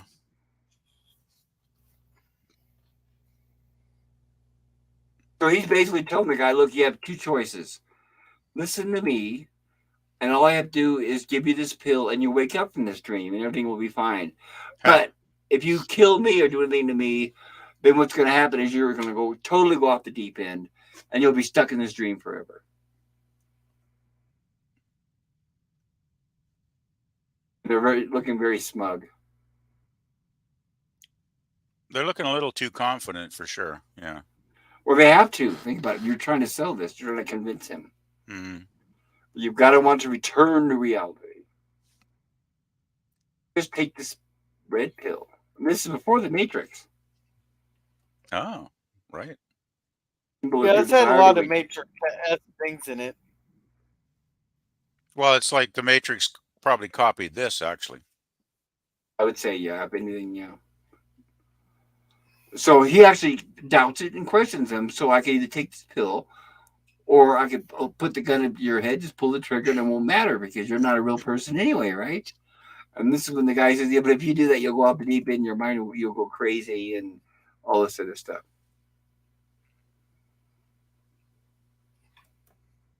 So I have to say, I love this movie, but Arnold Schwarzenegger's not the best actor. He has a limited range, I'll put it kindly. Yeah, he does. But he still But has. he's got the charm. He has the magnetism. He has the testosterone. Yeah. Everything that used to sell tickets, right? He's very charismatic for sure. Charismatic. Women liked him. Men liked him. So yeah. Yeah. Used to. Everything's past tense. Well, he is getting on now in years. Well, and his political views has really turned off a lot of people. Oh, well, sometimes it's better if actors don't talk about politics. Exactly. Yeah, exactly. So this is what he's saying. In the end, if you shoot me, then in real life, where you'll be lobotomized. Yeah, he's thinking by now, I'm screwed. He's starting to get that feeling, right? You look at his face. He's getting worried. Right, he's thinking, I don't think he's falling for this. Yeah. Yeah, and his wife don't look too happy either. He puts a pill in his mouth. It's something triggered. I don't know what it was. Sweat. There's a bead of sweat on the side of his face right there. Oh yeah, that's right. And that's when he realizes he's not fake. He's a real person. Yes, he's a real person, and apparently he's about ready to shit his pants. Yeah. Yeah, that was a brilliant little scene there with the sweat. That was brilliant. It was. And of course, then we have somebody busting through the wall with an explosion. Mm-hmm.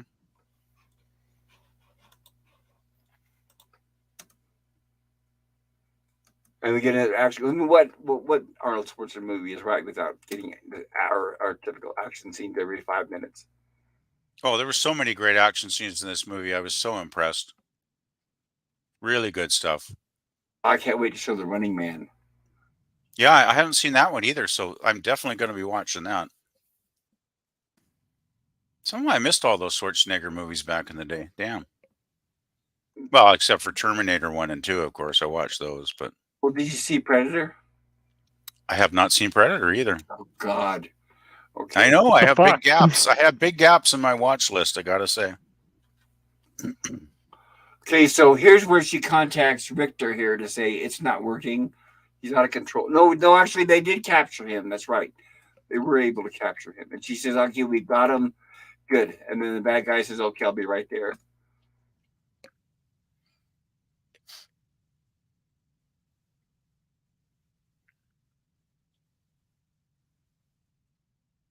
Anyway, suddenly she comes out. Guess who shows up in the elevator to rescue him?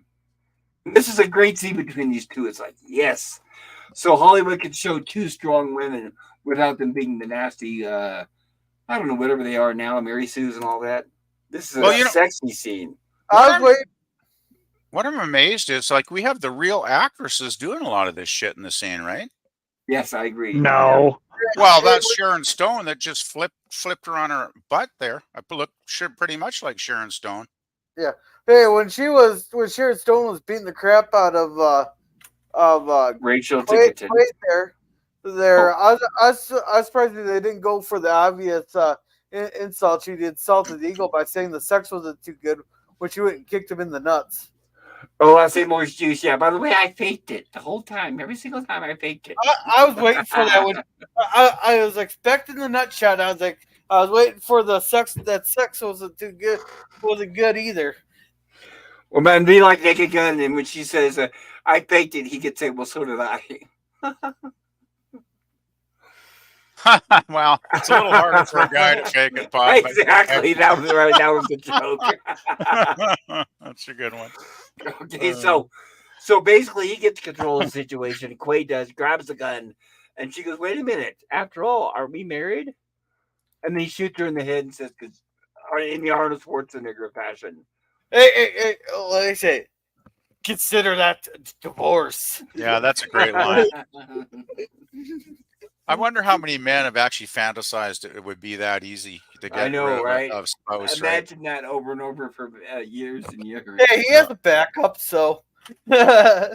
Hey, I It's as bet there good were as some the- guys in the theater that applauded on when they heard that line for sure. Right, it's as good as the scene with Hal Holbrook in Creepshow with Adrian Barbeau. Remember, he pulls out the gun and he dreams and he shoots her in the head. You hear Billy? Remember, don't you And then call me everyone Billy. just turns around and does the golf clap. Yeah, they also applauding. And by the way, that Yeah. gun he pulls out was the same 357 that Dirty Harry used. The exact same prop. Cool. Yeah, Adrian Barbeau was so annoying in that movie. She was great. It was good, yeah, because she was hot. So to make Yeah, her yeah. annoying, yeah. Yeah, she's a pretty decent actress too. I mean, maybe she hasn't Oh. the biggest range in the world, but she's not that bad. She was, I was watching a review with Siskel and Ebert, and they were ragging on her, and I thought, oh, Yeah. I liked her in Escape from New York. I remember that So did film. I. She was really good in that. I thought. right. And it was weird to see her in Swamp Thing playing a damsel in distress because usually she's a strong character. She was great in The Fog. And here's where they can't shoot because of the dome. Yeah. Mark and Ironside get carried away and almost shoots, but then the guy stops him and says, "No, we'll all die." Yeah, it's great. He I finally was waiting says, for it. "Don't." I was waiting for it. I was waiting for him just to fire off a shot. So they escape once again, and they're back in the cab. They need to make those domes out of bulletproof glass. Actually, come to think of it. We We were talked talking about about it. that. Yeah, we talked about that. What do you think, PvP? Glass? Bulletproof glass? Plexiglass? What do you think? I really am not an expert on that topic, but I'm sure That was my I know answer, too. bulletproof glass exists because they obviously put it like on presidential limousines or Oh, whatnot yeah. nowadays, right? Exactly. So, I mean, they Oh. obviously, if this is the future, it would obviously be available. Well, and now Well- we're working on transparent aluminum. We've actually invented that now. But Yeah, it's that's very- amazing. It's eh? expensive, right? Several inches of it are very, very expensive. Hey, and Well, wasn't the formula very similar to Scotty's formula that he put in the computer? They never disclosed the formula. He never said what was in it. He never That would- disclosed it. that would be very funny if they actually did use Scotty's formula and it actually worked. I know. Well, one of the Simpsons predicted it thing. There's a formula Oh, that man. that genius Homer put on a blackboard, and someone actually went and did the math on that. It was actually the formula was actually very close to what it was on the blackboard there. Wow. Well, you never know, eh? So there's where they have to shoot him up right there in the red light district, and everyone's running and escaping, trying to bullet. You're leaving the bullets if you're wondering what that was for everyone in the chat. And of course, he's still after Quaid, and they hid Quaid. So basically, Quaid ran in there, and they all hid him because they know he's on their side. And they hid the girlfriend and the taxi guy too, right? Yeah. Yeah. Oh! Oops. Sorry, guys. I apologize. Uh-oh. What you saw is not reflective of this channel, unfortunately. Hey, Jim. Oh, you'll be fine. They have topless news broadcasts on YouTube, so Naked TV. There was a channel that existed for a while called Naked TV. And Yeah, all it was news announcers and nude, believe it or not. I remember that. Yeah. I've never seen it, but I Yeah. do remember hearing about it. I've seen it. yeah. Hi, Hey, Jim. guys, say hi to Jim. Hello, Jim. Jim, hello. I hope you're doing well, Jim. And he has his Naked puppy TV. with him out. Naked TV Hey, is Jim. boring. Here we go. Guy flying through the glass. Gotta have that scene in slow motion. Oh yeah. Right, but Naked TV, yes, it was naked news announcers live, but it gets boring fast. I just have to say that. That's the only way I could. We watch also the news missed now. the dwarf lady pulling out a massive knife and charging some dude Oh, and stabbing him in the chest. That's right. The little dwarf. Thank you for saying those before I said the wrong word with the name. Yeah, I think the dwarf lady was awesome in this, and I've seen her in other stuff. I know I recognize her from other films, and she actually, I think, had a decent career. And sadly, I looked her up after I watched this movie, and she passed away like 5 years ago in her 50s. So that was kind of sad. But Well, that's too bad. She lived a short life. well, often, smaller people do have complications, and that's what it said under death. It was like, death from health complications. There Yeah. were no specifics, but A lot of times it's heart because heart it doesn't grow in the same rate as the body, so it's either Yeah. too big or too small. yeah, it's kind of hard, I guess, on well, it's like Michael That's Dunn. what- Like he did Wild Wild West, and what, like Yeah. 5, 10, 6 years later, he was deceased. Like, Right, and the tallest man in the world, a lot of those tall people die from it because the heart it can't control all that, the size. Yeah, well, that's a lot of, if you're like 8 feet tall, that's a lot of body to pump blood It through is. for You the would heart, think, right? hey, that's cool. You're like a giant. It's like, no, a Yeah, lot of times the heart's not big enough to be able to pump enough blood to do all that. exactly. So here's where we have a contacts I keep thinking Copenhagen. Cohagen to tell them they're blocked. But he says, we got him pinned down. He says, stop fighting and pull out. And he's like, but they've got Quaid. They're protecting him. Pull out. Doesn't matter. Get out of there. And then we figure out the evil genius that he's planning to do here with these poor people. Just like our utility companies. They I don't felt need really, pay them. yeah, I felt so bad for the people there. Like they seem like, basically decent people, even if they're working in the red light district, Well, they're rebelling, so Yeah. because of the what how they're treated, but that's a whole different song. Oh, this is a cool scene. Like this is obviously a practical effect with the hand there. Yes. That's amazing. I got to say that is very impressively done. Right, because they're doubting. Okay, here's what happens: they were trying to escape. Suddenly, they're surrounded by the rebellion, and the rebellion is questioning if they're all legitimate or not. And the black guy, the taxi driver Benny, says, "Yes, I'm one of you," and then he shows his arm, which is mutated. Yeah. D. Oberg here says the blank boobs, the triple boobs are not real. They are a piece of art. So why would there be a problem? I was thinking about that too. I can tell you too, they were fake. By the way, we're doing a makeup special effects commentary. It's not about the nudity; it's about the art form. Tell that to the algorithm, though, right, guys? Yeah, I'll explain that to the algorithm. explain right? fake boobs to the algorithm. That would be entertaining. Does anybody know binary? So do you recognize that actor there, Pop? From several things. I can't remember familiar. Right, Yeah. from the Starship Troopers. That's right. Okay. Right, many things. Yes, he's the bad guy a lot, but I don't remember a lot of things specifically. He just got one of those faces where you recognize him. Yeah, I recognized him immediately because he was in Starship Troopers. He was the general who hid in the freezer, who got squashed by a bug. Right, the one that I enjoyed his death so much. Yes. Yes. Squashed for being a jerk, letting everybody in his compound die except him. Here he's the good guy. Here he's actually the main sidekick that they've been searching for. Quado, something like that. Yeah.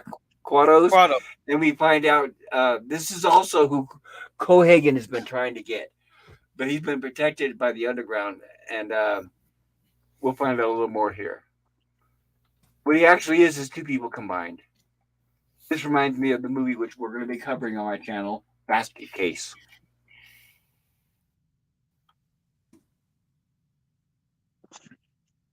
So here's what we have: we have a mutant here who is psychic, and he wants to read Quaid's mind, and find out what's going on and the truth behind everything.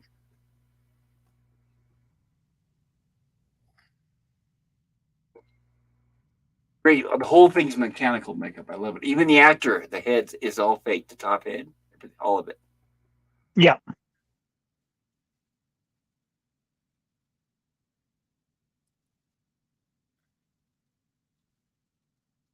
So basically, it's like a mind meld. And this is where he tells them about underground and the Martians and how they've been hiding the air.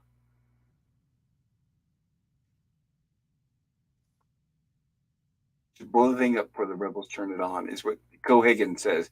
That's the thing is Cohagen doesn't want the rebels to realize what's going on and get in there and activate everything. You think you'd have security set up where everything would be locked, but no, you could just walk right in there and do it. But oh well, it wouldn't help the movie. The plot's got to keep going. So Quaid sees all this, and then suddenly, as they're doing this mind meld, the room is invaded with a bunch of people and gunshots and explosions. And of course, and he's waking the guy up, Quado here, to tell him, wake up. They're here, they found us. And they break through with these big earth smashers. Those Earth Smashers are so cool. I really enjoyed those. Yeah, it looks great. I guess they're like tunneling devices. Well, I think it must have been for the mining, right? I'm guessing. Yes, absolutely. It's interesting and it's nice. They thought about the set design. The rocks are all red. It's like a red mud kind of thing. It's a very well made film on just about every level. I thought when I watched it last night. Right, and here's where we find out that Benny, the cab driver, is a turncoat trader, and he's actually part of Cohagen's business. And what he does, he shoots Quado. Unfortunately, shoots the mutant. That was his mission, is to get rid of the mutant that they've been trying to get. And he opens the door and lets the bad guys in. I do like how he slipped there, though, and instead of 5 kids, he said I got 4 kids, and Schwarzenegger goes, "What happened to the 5 kids?" And it's like, "Oh, I'm not even married."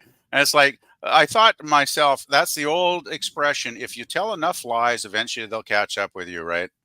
Kids, so don't lie. Right, I agree. He's been telling the same lie over and over, though, so you should remember. Yeah, but he finally forgot the I think lie. I think he forgot because he was so nervous. I thought about that too. Yeah, I thought about, well, if he said it so many times, you think it'd be a habit. But maybe it's because of the tense situation he slipped up. People can always slip, yeah. I did like that the mutant was the leader of the rebellion. I thought that was kind of cool. Yes. So basically, Richter here, Michael Ironside's character, shoots the. What happens is, okay, the Quado, the alien that was shot by Benny, the cab driver on the right, before he dies, he tells Schwarzenegger's Quaid, thank you. He says, activate the machines, pretty much. And start the reactor. Start the reactor. That's when Richter walks in here and shoots it and finishes him off, the mutant. And then says, Mr. Cohagen would like to talk to you. Now, remember, Cohagen wants to talk to Quaid because that's his best agent. And here's where he's congratulating him for doing such a great job, because telling him that you've been programmed the whole time to do this, that the character Wade that you've been living is a lie. You're actually somebody else. This is a great sequence here, though. I gotta say, this is kind of a real, mind bender of a scene. He said, "You're actually Hauser," and him and I are best of friends. And of course, Arnold Schwarzenegger's Quaid's like, no, there's no way. We're not gonna ever be friends with somebody as nasty as you. And of course, he even takes time to talk down to Richter again. Yeah. Well, the one thing about this probably works a lot better in 1990 there with that, but nowadays with so much AI, with all the rise of the AI stuff right now, especially with like Journey, and you can actually make videos of people, that's like, that it doesn't probably have the same impact as it did in 1990. It's possible, but now this movie, the audience loved it when I saw it, and it did well back then. I do like this video though, when it pulls back and the two of them are there smiling and laughing together. It's like you're thinking, well, what the hell is real anymore? What's going on here? Exactly. Is this like a total some kind of deep fake, or is this like real, or what's going on? Right. And the difference is, good question. They don't mention deep fake here because that's a big plot point on The Running Man. But it says like a deep fake, right? I mean, basically. No. What happens here is he realizes that he really is a bad guy, and he really is best friends with this Cohagen guy, but he wants to stay in this temporary memory implant that was implanted into him as Quaid. Oh, okay. Somehow he doesn't want to go. He doesn't want to go back to who he really is. Oh God, I missed that totally. Right, because that's what Cohagen is telling him. Is that don't worry. Once we erase this other character and back to who you are, you'll be fine. You'll be happy. You'll be over at my Christmas party. We'll say hello. We're best of friends again. Good timing for the Christmas party. Wow, I didn't. That totally evaded my mind when I watched that last night. Oh yeah, that's one of the main twists at the end. So what they're going to do is they're going to erase his memory, so he's back to where he normally is as Hauser, and also erase Rachel. Do you think it was basically the love for the girlfriend that kind of wanted him to remain in his decent self instead of his evil self, or am I misreading that? That is it.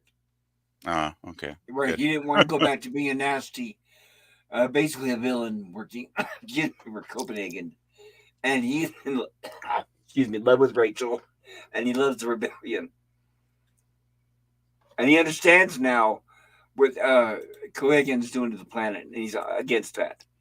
Well, what Cohegan's basically holding the inhabitants of the entire planet hostage with controlling the environment is very damned evil, I think. Yeah. It is. So it's just like real life. They're doing the same thing with electricity, gas, and everything else we purchase. Yeah. So what they do with Rachel is they tie her down, strap her, and she says, "What are you going to do to me?" And they said, "We're going to make you a doting wife who does everything she's told and be very nice." All these horrible anti-feminine things. And she's like, "Oh, hell no." Yeah. What was that line? As women should be, or something? He throws Right, as into women the end? should be, he says. Right. It's like, holy all crap, that's really condescending. sexist. It is. And he tells her, "Relax, Quaid. You'll like being Hauser. The guy's a fucking asshole." And here's where he's talking about Melina. Oh, he's such a subtle man, isn't he, with that dialogue? Right, princess. We're having you Oh, fixed. God. Like an animal, we're having you fixed. I think this Hauser guy's, this guy's more like an animal than anybody else in the film, really. Must be think about if you're an actor, though, it's have to have fun to play this kind of role. This is what Vincent Price used to love. He said that in the interviews. He loved playing the bad guy, and the worse the better. Sorry, go ahead, Gorilla. Bert has a question for you. He says, "Pop, is that your theory or verifiable fact that he was a bad guy?" Oh, that's my theory. I could be wrong. What do you think? But think about, we saw a video of him saying, "Yeah, haha, we're friends." But I still think that video could have been fake. I really do. Yeah. Well, if it's fake, they don't establish that technology within this movie. Yeah, but obviously the technology is pretty advanced. If they can stick thoughts in your head and make you live another life, that's pretty advanced tech, right? Right. So the question is he really Hauser, the bad guy agent, or is he Quaid, the good guy? Well, that's what I loved about the film. It's like I was going back and forth through the whole thing. Well, is he good? Is he evil? Is he good? Is he evil? It was great. I loved it. I thought it was fake, but I just figured that they're at the technology level now with such good deep fakes. I was like, oh, they just faked it. They faked it. Okay, so when the bad guy here, Cohegan, says, "We'll have you back as Hauser in no time," that's the fake memory. What you guys are thinking, right? That's what I was thinking. Yeah, that's what I figured. Okay.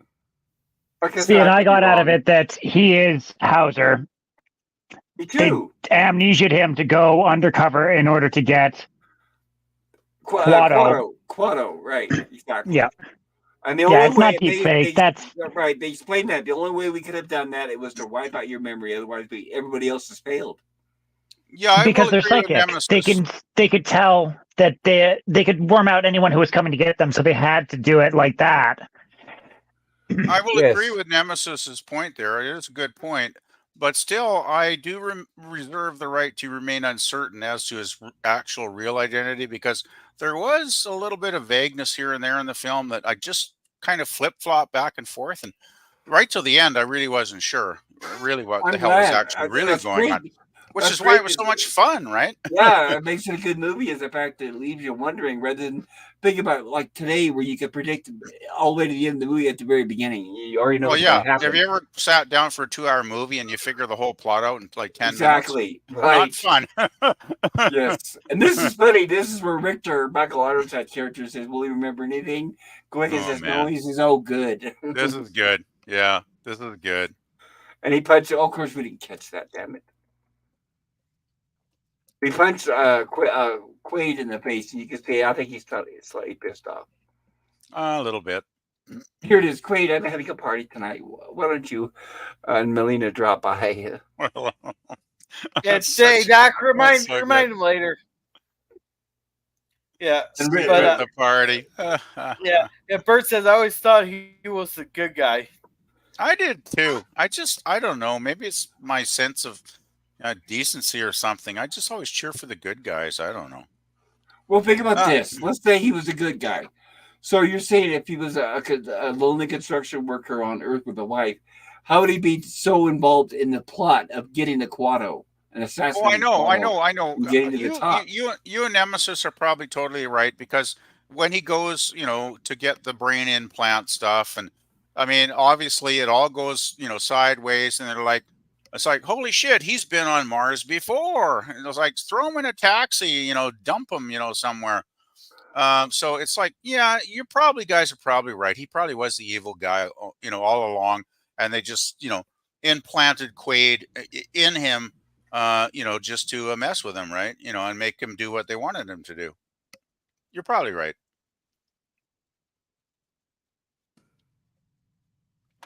Oh, by the way, I love this scene.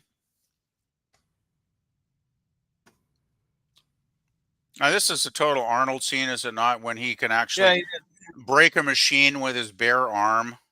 And those were metal braces, exactly. We're just straps. Yeah, exactly. Like, how much force pressure would it take to snap a metal brace around your wrist like that? It's like, it's. I thought that was a little bit implausible, but once again, But it's Arnold. It's Arnold, right? So, but it's Arnold, and we know how he's built, so it's believable in a way almost if he stretched the imagination. Yeah, with his muscles. Yeah, well, hey, it was so much fun. I had to buy into it, and then when he's killing all these guys, that's great, right? So, right, if it was a 90-pound Ray from Star Wars, I wouldn't believe it. Yeah, if this was Pee Wee Herman, I would have felt bullshit. But I gotta say, Pee Wee Herman. Arnold's pretty effective as an actor when he's doing these great violent sequences. I gotta say, yes, right in the hands of the correct director, and he saves her unfortunately before she's brainwashed completely. Thank goodness. Oh, wouldn't want to be that guy. Right to the face. Right, but I can understand his attraction over Melinda, other than Lori. Yes, I would take Melinda too. I think Melinda's way hotter. Me too. Yes. I've never been a big fan of blondes, to be honest. Anyway, so I mean, I see some that are very nice, but generally it's like brunettes. Yeah, I'll take the brunette. Hey, Yeah. hey, just a sec. You have a good night, Bert. He says, have a good night, all. Oh, He says, good night, Bert. Shorts didn't generally play bad guys. Oh no, I totally agree. And good night, Bert. I hope you feel better soon. Keep it. Yeah, good night, Bert. I hope you are feeling better soon, man. Yeah, take care. Good night, Bird. Take care, buddy. And of course, in the Terminator series, he ended up being a good guy by the time they made Terminator 3, right? No, Terminator 2, he was a good guy. That's true. That's right. He was there to rescue her from T-1000. That's what I love, the way they flipped it from the bad, killing machine in the first one to the protector of the future in the second one. Like, I thought it was a brilliant flip. Wait, I thought Arnold was a good guy in the first one. He was there to save. No, Arnold is evil in the first. No, one. He was there to take out Linda Hamilton's. Arnie's killing all kinds of people in the first one, Gorilla. Well, the whole plot was to kill her before she had a baby. Exactly. Before she had John Connor. So yes. John Connor wouldn't lead the human resistance against the machines. Exactly. Right, Sarah Connor, right? He was there to get rid of Sarah Connor before she had John Connor. I thought he was protecting John, and that other one there was trying to kill him. You're thinking of Terminator 2, Gorilla. Yeah, that was yes, you are, Gorilla. That's Terminator 2. Yeah, but the middle Terminator, liquid metal is after. That's Terminator 2. Yeah, that's Terminator 2. So here we have pesky Benny, the taxi driver, still around after stabbing him in the back. And now he's trying to kill him with one of those drilling machines. This is a great sequence. And all Arnold has is a drill, a jackhammer, I think, or a drill. And he's trying to go out. It looks like. Right. And he's going it's a hammer drill. He's going after the hydraulic cable. Yeah, good move. Good plan, actually. It is.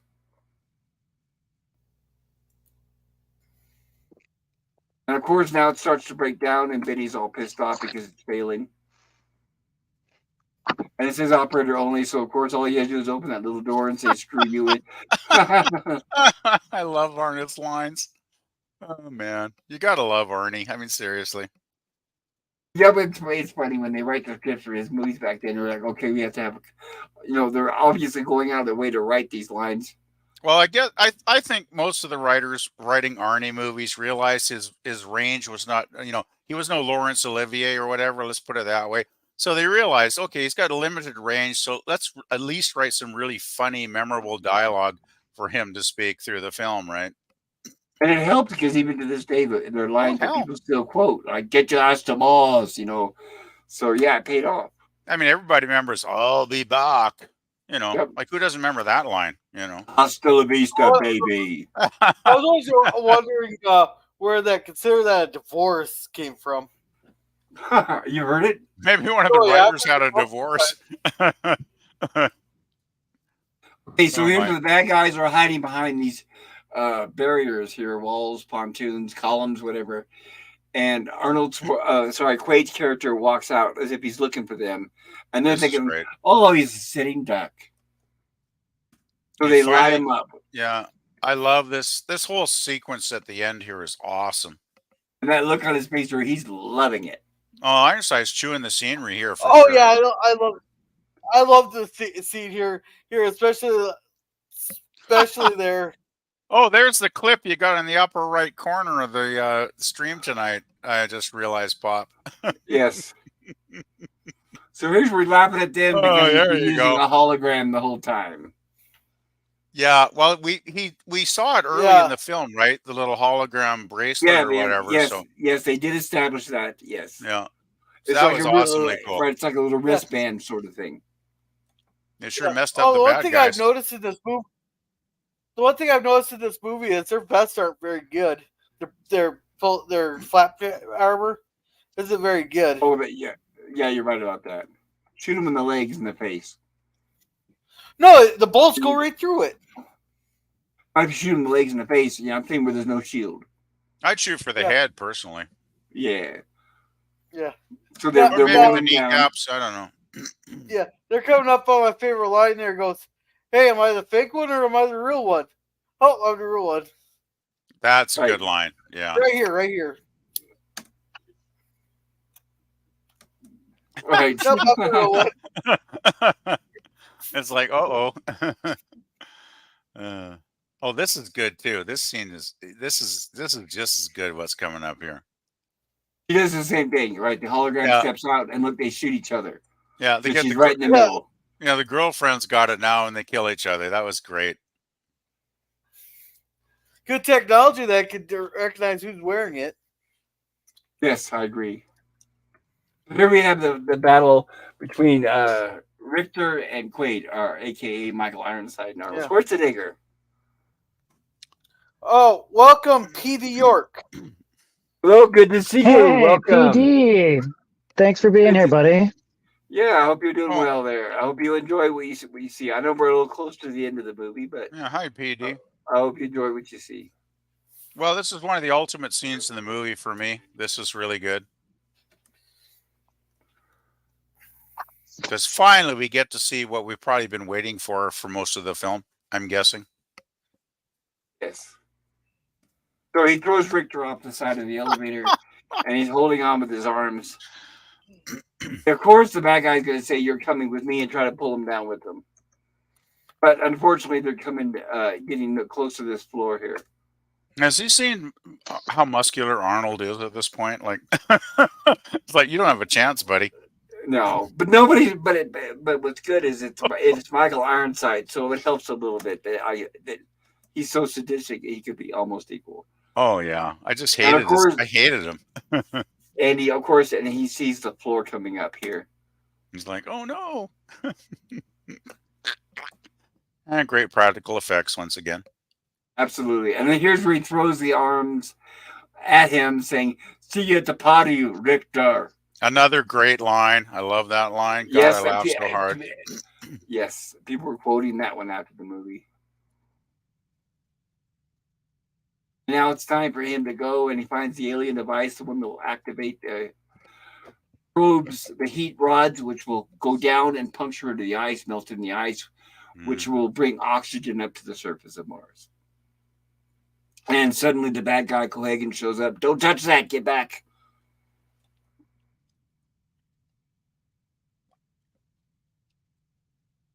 Who gives a shit what you believe? In 30 seconds, you'll be dead. And once again, instead of just shooting him, he's caught monologuing. Hey, you gotta have the bad guy at the end, right? Tell them the whole story, screwing it up because they're wasting time. Well, what kind of that's got to be one of the biggest tropes in film history: bad guys monologuing so the good Yes. guy can kill them, basically. Batman, the series, did it every episode, right?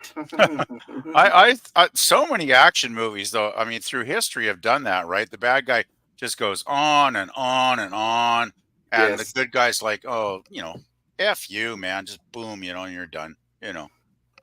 So she shoots Cohagen. All right. So she saves Quaid's life. Cohagen's still alive.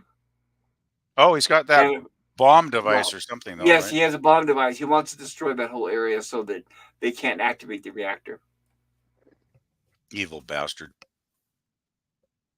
And Quaid throws it through this tunnel, which unfortunately destroys the dome and starts sucking out the air. Oh yeah, this is good. I have a question though. Why didn't he destroy the whole alien complex like years ago? Because then he would have had control forever, right? Because he needs the metal. This whole thing is based around the metal that this alien compound is made of. Tritium or Oh. right. Okay, I must have missed that detail. Right. I was asking earlier. I was thinking at a minimum, you think he would have security around it, or it would be permanently locked, or where people couldn't get into it. That would actually make a lot of sense. Yeah. Right, but the fact that it's open, you just walk right up to it. Seems Well, a it's bit blocked easy. off there. They had it blocked off there, and the one guy took the digger and dug a hole for him. Oh yeah, I guess it was the digger that made the tunnel. Yeah, that's true. That's true. And Cohagen, sorry, Cohagen gets blown out the hole. Unfortunately, in that bad Mars atmosphere. He's becoming a victim of his own evil at this point. But what Exactly. exactly happens to him? The pressure. What basically, exactly happens to him out there? It's a pressure gorilla. It's like, okay, imagine there's one kind of pressure, like if you're at the bottom of the ocean and you suddenly get a leak, like the guys in that little mini Titanic probe last year. Anyway, that kind of pressure crushes you immediately because it's so strong. This is the opposite kind of pressure where it's pulling you apart. Oh, gotcha. So like a suction.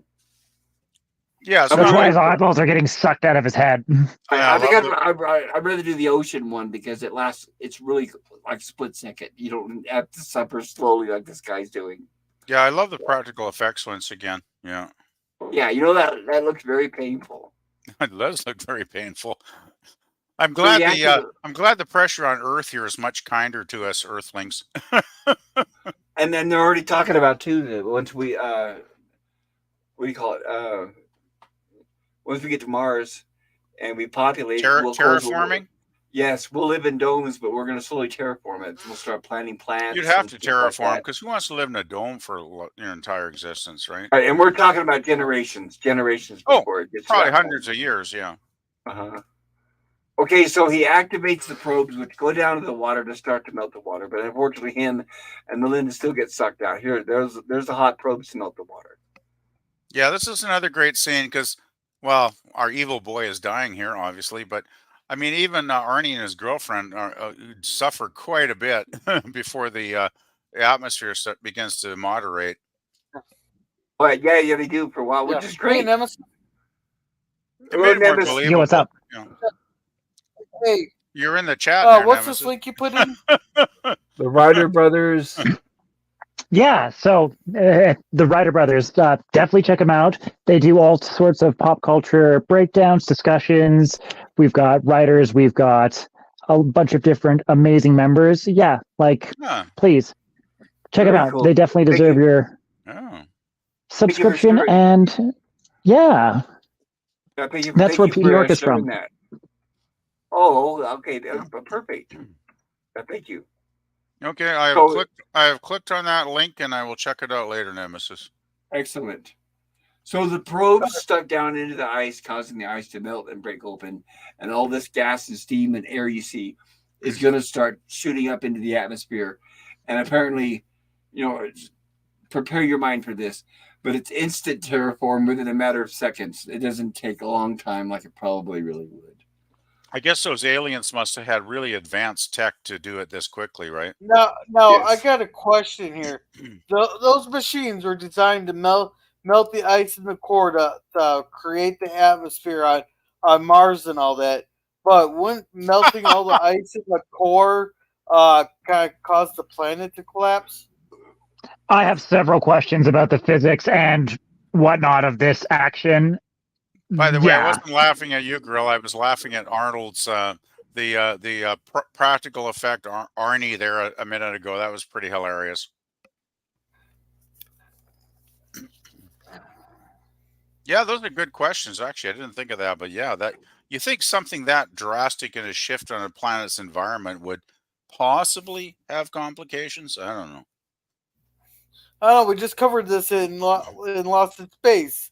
You take too much out of the core, and it collapses the planet. That's true. That's the trouble, though. It's always, fiction. The movie has to happen. So sometimes you just have to go with the inconsistencies, right? Okay, I have to say this, that, the closest thing that I can comment, because I'm obviously not an expert, is when I lived in California, the Central Valley, and they had immense droughts. A lot of the water was groundwater. It was from underneath, and also a lot of people relied on their wells. And what happened was, when the water eventually dried out, the ground sunk a little bit. It wasn't like a big drastic like earthquakes and explosions. The ground sunk by millimeters when everything dried out. And then, of course, when we had a good rain, it filled up again. So I'm guessing it depends on the amount of water and the structure of the ground, whether it's going to collapse or not. But that's just a guess, like an uneducated guess. It would depend on the structure of the ground, though, because it's like if you're on like bedrock, if it's like a solid bedrock type of planet, it might not be too catastrophic. Because I remember when I lived in Vancouver 30 years ago, we're in the earthquake zone on the West Coast. So there's still that fear that one day the city will get hit with a big one, which will be catastrophic, of course. But where I live, thank goodness, the part of town I lived in was on solid bedrock. So even if an earthquake had hit, it wouldn't have been too bad in my area. Whereas if you were in some parts of the city, which were more on soil based, more, malleable land, you might get like a quicksand effect. So it does vary, definitely. Anyway, I hope it didn't go on too long. Sorry, guys. Oh, no, you're fine. That was perfect. You're fine. No, Well, and thank you, guys. as we all see, that the air was released, and then the atmosphere went from red to blue. It's kind of pretty scene here, isn't it? Kind of nice. It is a great ending. Oh, we're forgetting that all the windows got shattered out. Everybody was watching this go on, and everybody gets a face full of glass. Glass, right? I know, right? But of course, in this movie, nobody does that. Well, I figure if they're eating at a ritzy restaurant and they can afford those expensive, overpriced meals, I don't have much sympathy for them. Screw them, right? Screw them. Screw those rich folks. What about the poor people down below? Well, they were probably down below, so they probably didn't have the same effect. Maybe. Right. They're Well, not only that, but like there's the dust that would have been blown in, and I'm amazed that Arnold and what's her face didn't get blown out into space. Like, I know, we're right? never to be seen again. Don't you just love cinema tropes? I like the line though. She goes, "Wait, what if this is a dream? What if this is reality?" He says, "Quick, kiss me before we wake up." That's a great line. That. A lot of good lines in this movie, actually. Therein lies the thing with the whole blue skies on Mars on the beginning intro, where they're talking about, oh, we've never seen that before. So alluding to the part that this could very much still all be a dream. Yep. That's why I love this film so much when I watch it. It's like, I don't know what's real in this movie, but it's all fun. And there's, of course, evidence, proof, Tony D. Norris. I want to point out another name that's a little bit of a tidbit of trivia. See if I can catch it without missing it. Look at the additional voices. Look at the first one.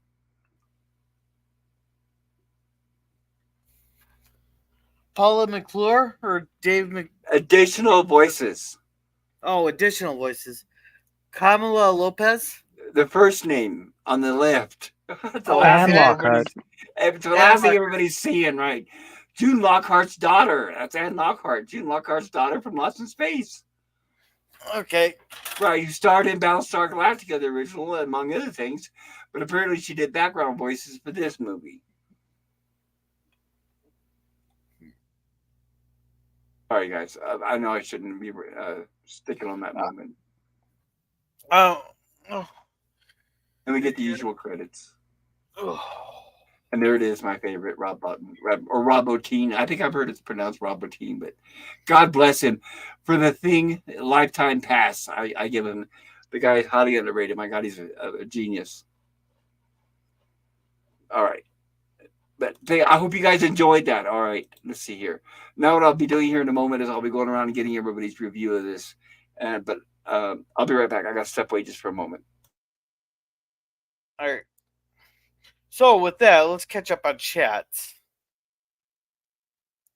Here, PD York says, "Oh, this movie also stars that one guy from Starship Troopers who looks like the other guy from For All Mankind."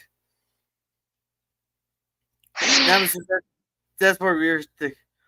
Oh, he goes, "There are a few actors from Starship Troopers." And Scurvy says, "Hey, PD.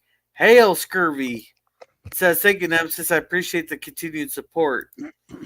Of course, buddy. PD said, "Totally rushed ending." And Nemesis says, "We grow," hashtag we grow together, PD York. He goes, "Facts."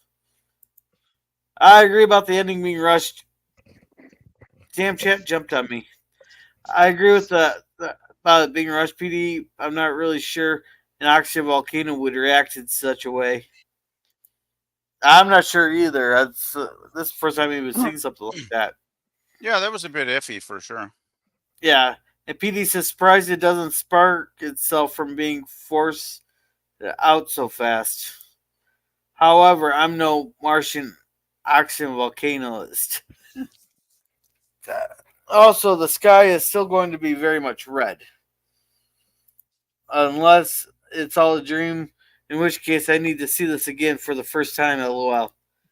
The doctor adds a taxi cab, says PD. Yeah, you guys really went back and forth. I saw this for the first time today. It's worth a watch for a decent action sci-fi flick. Probably no Godzilla -1, though. It's no Godzilla -1, but hey, that's a hard one to compete with. Yeah, go see Godzilla -1, God damn it. Give them your money. I'm jealous. I've got to see that movie. I love Godzilla. Oh, Pop, you're going to love it. Dude, you need to see it. Sorry, go ahead, Gorilla. We're all caught up. Thank you. I appreciate that, Gorilla. And I hope everybody in the chat enjoyed this. If you haven't done so yet, please consider hitting the like button, maybe sub into my channel. I hope it was an entertaining stream. Don't forget to vote in the poll. Yes, thank you, PPP. Don't forget to vote in the poll. Remember, you can either vote on what you think of this movie, if you like it or not, or you can vote on your opinion of how we covered it. If you enjoyed the stream or not, you can also vote on that. That could be your vote. Yeah. And PD says, "Yes, go see it in theaters. Do not miss the theater experience with this one." But I can't afford to go to the theaters right now. Well, my question is for Nemesis, and PD. Did you have to sit through a half-hour commercials before the movie started? I'm not talking about previews and trailers for movies. I'm talking about commercials. Did you have to see that? But that's what stopped. There was one commercial. You must have an exceptionally good theater, Nemesis, because it's more like 15 or 20 minutes at my theaters. Oh, see, well, they had the commercials playing the entire time before the movie, so, I sat through, 10 minutes while I was waiting for the movie to even start, and then they had the one pre-show commercial, and that was it. Well, my question is, how long did they delay the movie for the commercials? So, if the movie's scheduled to play, let's say 5 p.m., did it start 5:15, 5:30? or do they start right at 5? I think they played maybe an extra 5 minutes. Okay, because a lot of times that I always saw, but this was California, they would sell the seats out early, to where if you say, "Well, screw it, I'm not going to sit through the commercials. I'll just go in right before the movie starts." You do that, and there's no seats left. They always do that. They sell them out early. They'd open the doors, which wasn't cool. Your theater sells out? Oh my God, I'm shocked. My local ones sure don't. There's tons of empty seats.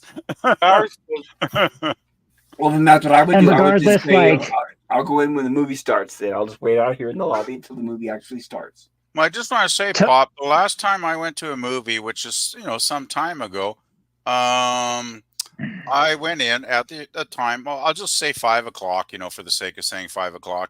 And I think by the time all the ads were through, it was probably about 5:15, 5:20. So it was not a hell of a lot of fun to sit through all that crap, to be honest. But that is my point. I agree to believe, and that not only they're not fun, but I refuse. I will not pay my money to see commercials. That is the opposite of okay. I mean, it is an absolute bottom.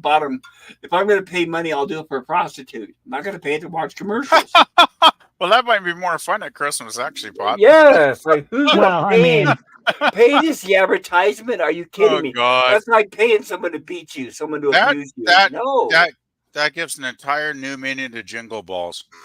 yeah, Or Jingle Bells, I meant. Right, I'm not going to pay for that. That's why free Lord. TV is free. As like the networks have commercials, but they're free. They don't charge you. The You thing want is, to pay I'm for torn. streaming, then you get the no commercials for streaming. But yeah, there's a point. You don't pay for advertisements. Yeah, I agree. I'm torn though, because we just had a local theater that must have opened like 2 or 3 months ago that I never heard of, and I was looking, for theaters, if they were showing any holiday films, and I actually found a new theater downtown that they must have opened recently, because I was checking stuff in the summer and I never noticed this place before, and they're actually showing a bunch of old Christmas films during December.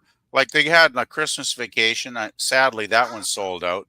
But they've got. I'm glad to hear that. Actually, that's good. That Yeah, little classics well, are selling out. That's why I might not go see Godzilla, because they've got like the original Christmas Story. The one with the TV gun. boo, I love that movie. boo. Go see Godzilla -1. No, Go give them your money.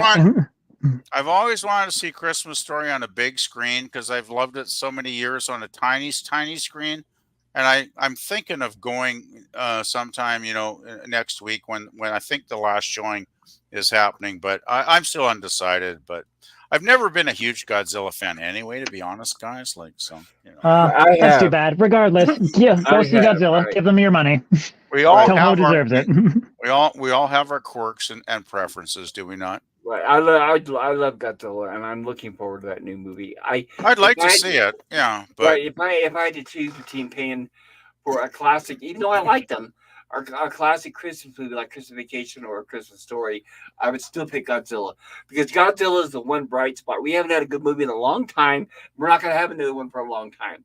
So yeah, I would go straight to Godzilla, and nothing would change my mind. Unfortunately, dude, this movie Godzilla -1 is incredible. The story is heartfelt, dark, deep, intense. Godzilla is terrifying. This practical effects are amazing. The sound design needs to be gone and seen at the theater for the full effect of the guns, of the beams, of the roars, of the music. Like, you need to go see this in theaters, and you need to help Toho make more of these films, because this is the best film I've seen in a long time. This beats any of the films that we've seen, even The Thing. Right. It's not woke, and it's better than all those horrible American Godzilla, King Kong movies they've been making recently. Oh, dude, it just blows it out of the water. There's no comparison. There's no comparison. Right, at BBB, you saw how shitty that Monarch series is going on Apple Plus is right now. That's the American version, all right? Look how bad that was. I have not seen Monarch at all, actually. Yeah, remember I covered it. Remember she, her, she. Remember the King Kong series on Disney Plus? Oh, okay. I think you Apple might have Plus. mentioned that, yeah. I just don't. There's so much modern culture I think is shit that I just don't pay much attention to most of it. Yeah, So, that's the problem. Yeah, it's getting where you don't remember any of it, unfortunately. Yeah. That's why we're trying to tell you about good modern culture, like Godzilla -1. I gotta ask, Dan, how long is this Godzilla one thing? Like, is it 90 minutes, 2 hours? Does that matter? Well, it does, yeah, because sometimes I get bored if a movie's too long. I'd like to know if there's a running Okay, time. all right, Nemesis, how long is it? Oh, it's like 90 minutes. It's not like Oh. ridiculously long at all, and it is incredibly well paced. Okay, well, 90 minutes I can totally handle. I actually prefer 90-minute films when I can see them because I think if you can tell a story in 90 minutes, you're doing something right and you're not going to bore me, right? So I do love. Okay, I have so a it's soft spot for Keith, 90-minute films. 2 hours, All right, 14 guys. minutes. It's 2 hours. All right, guys. You lied. You Yeah. lied. I did lie. It flew by though. So, but no. Anyways, yes. Go ahead, Gorilla. Gorilla. Gorilla, what are you trying to say? So what do you guys think of this movie that we're talking about? I know. I was well, it's trying not to as get good as to that. Godzilla minus Well, we're gonna one, give but I our mean, it was pretty rating good. Eventually, I'm some gonna year. go clockwise if my StreamYard doesn't screw up. If it's okay, Nemesis, are you ready to tell us your grade or review of this movie and share with knowledge about your wonderful channel? Yes. Well, I mean, like I said, it's no Godzilla minus one, but this is a pretty solid film. It was like, to be honest, it's been on the list for a while and it holds up. Like the concepts are really interesting. I have a couple of issues with the plot holes of how they got to Mars, some of the quirkiness of the science fiction. How do you get to Mars? How Quaid got to Mars the second time. Because they just jumped from a rat to the fat robot lady. I just wanted to know whether it was a shuttle, a transport, how. They don't tell you. I remember he saw the commercial on the train saying there was a spaceship. Yes. The version I watched, there was a spaceship flying into Mars. So I don't know, guys. Maybe Was it? saw a different version. They Yeah. did. It was like a minute, minute and a half with a It was spaceship. very quick. It was very quick, but it showed it landing and everything, and it showed. They did. No, my apologies. That's then there's a plot hole fixed. Yeah, I saw a cool looking spaceship, so just wanted to say it. Okay. All right. Well, regardless, there's still a lot of problems with it. That's a reason so I can watch it again. Yeah. The practical effects are fantastic. The acting's decent for basically everyone. Michael Ironside is great. Arnie's great. They're basically the two standout actors. All in all, I'd probably give this an A minus. Very cool. And so, yeah, when it comes to my channel, right now I've been doing Skullgirls and Yu-Gi-Oh! Duel Links. And yeah, if you enjoy either card games or fighting games, check me out. Very cool. And thank you. I really appreciate you being here tonight, of course. It's wonderful. Well, and thank you for having me, Pop. And thank you to the chat and everyone who, if you've made it this far in the rerun, you're an all-star. Thank you so much for being here and listening to our points of view on this movie and many other things. Thank you. All right. Thank you. And of course, it will not let me take him out of solo layout. So I'm going to see if I can put... There we go. Did you do that, Gorilla? I don't know what's going on with my computer. And okay, I moved around. Okay. So PvP, you're up next if you're ready. What do you think? Okay. And tell us I'm actually very happy that Nemesis gave this an A minus because I was thinking he might rate it lower and I would have been disappointed. But I gave it a solid A. I really enjoyed this movie watching this last night. It was like almost 2 hours of solid entertainment, a good sci-fi, action flick. Arnie was fun. There was some good dialogue. Michael Ironside as the evil villain killing everybody was chewing the scenery, and I loved every minute of that stuff. Kind of a great subplot, with an evil corporate fascist bastard controlling an entire planet's atmosphere to keep everybody basically, subverted as almost slaves. And it's like, okay, so that's why the revolution happened, because when his henchmen can go in and machine gun hundreds, if not thousands, of people every week on the planet, and they have no civil rights at all. It's like, well, would you not expect a revolution, dude? Like, wake up, buddy.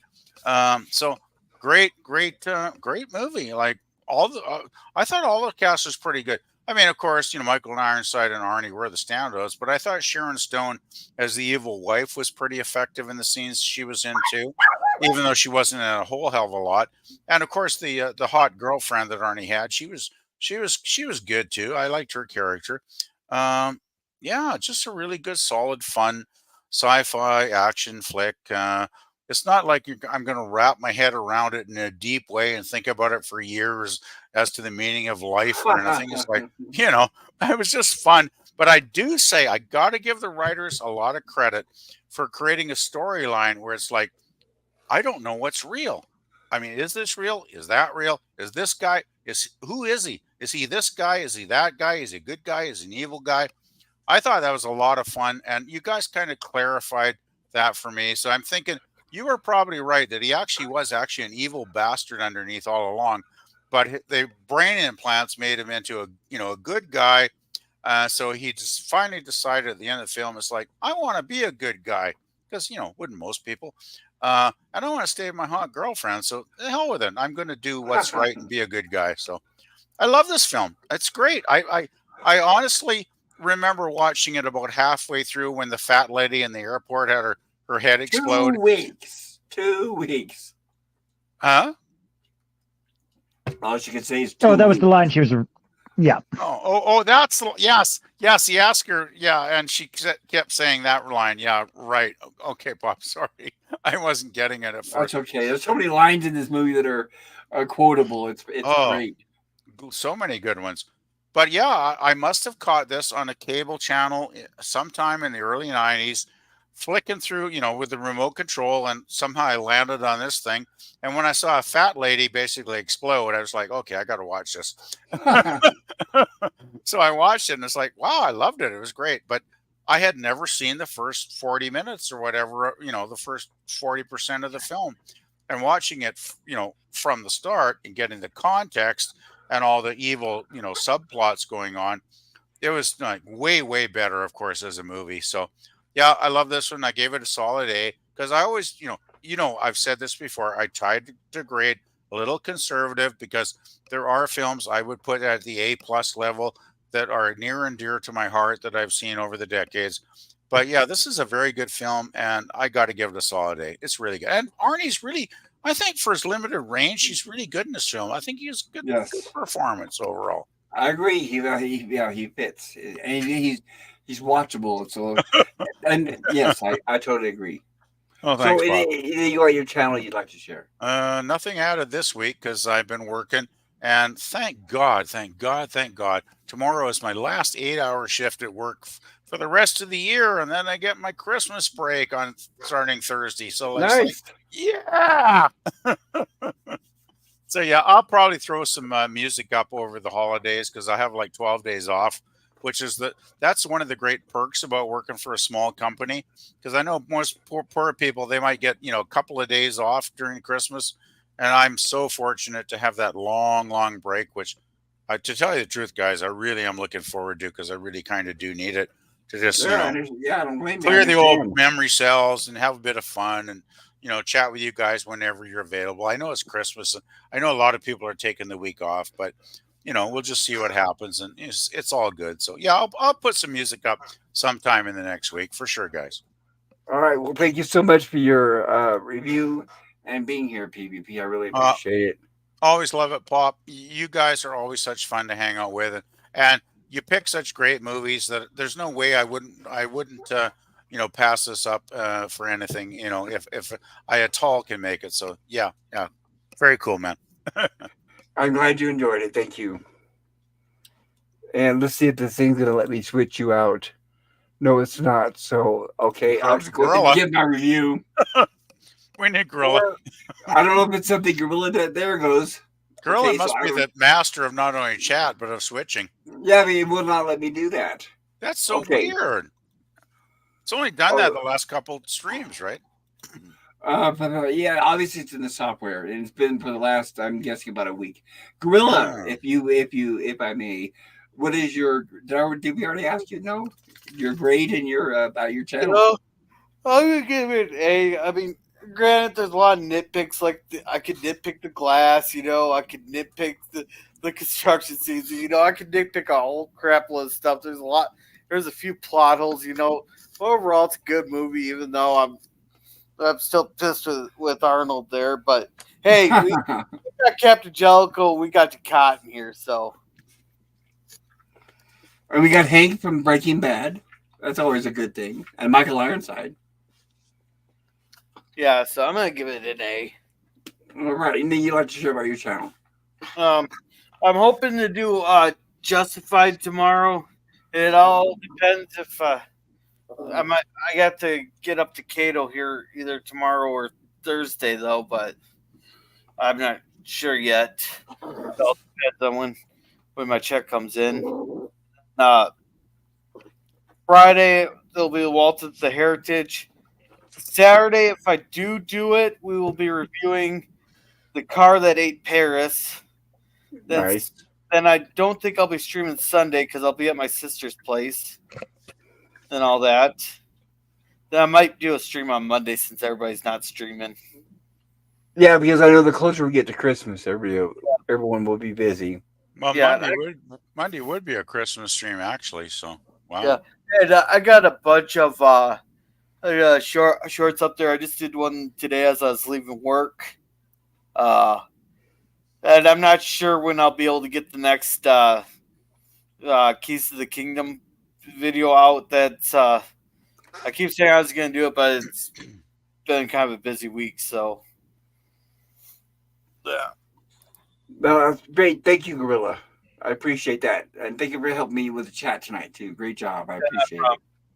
Your turn after this because they went to town on PD York went to town on the chat here. Uh-oh. Okay, so I give it an A+. I love it. It's one of my favorite Arnold Schwarzenegger movies. Also, I have to say the same category for my favorite Michael Ironside movies. That's why after us watching him in, Scanners, and then we watched him in Starship Troopers, I was like, okay, I had to. If I had a choice, every week it would be a Michael Ironside movie. So for me, that's the magnet that draws me to this movie. Other than that, it's great because the writing, the pacing is magnificent. It leaves you wondering clear to the very end, and even some people to the very end, there's different opinions because it's vague enough where you don't quite get it. They don't have to explain it to the audience like we're all stupid. The special effects, obviously magnificent, a lot of explosions, no shortage on action scenes, fighting, chase scenes. The makeup, of course, I'm a huge fan of makeup and special effects. And with the faces of the humans, the bloating, the suction, I don't know. I could go on and on about my praise for this movie. So I'd say absolutely A+. I would say it's rewatchable over and over. And I'm glad we covered it because I hadn't seen it in years, and I'm glad we did.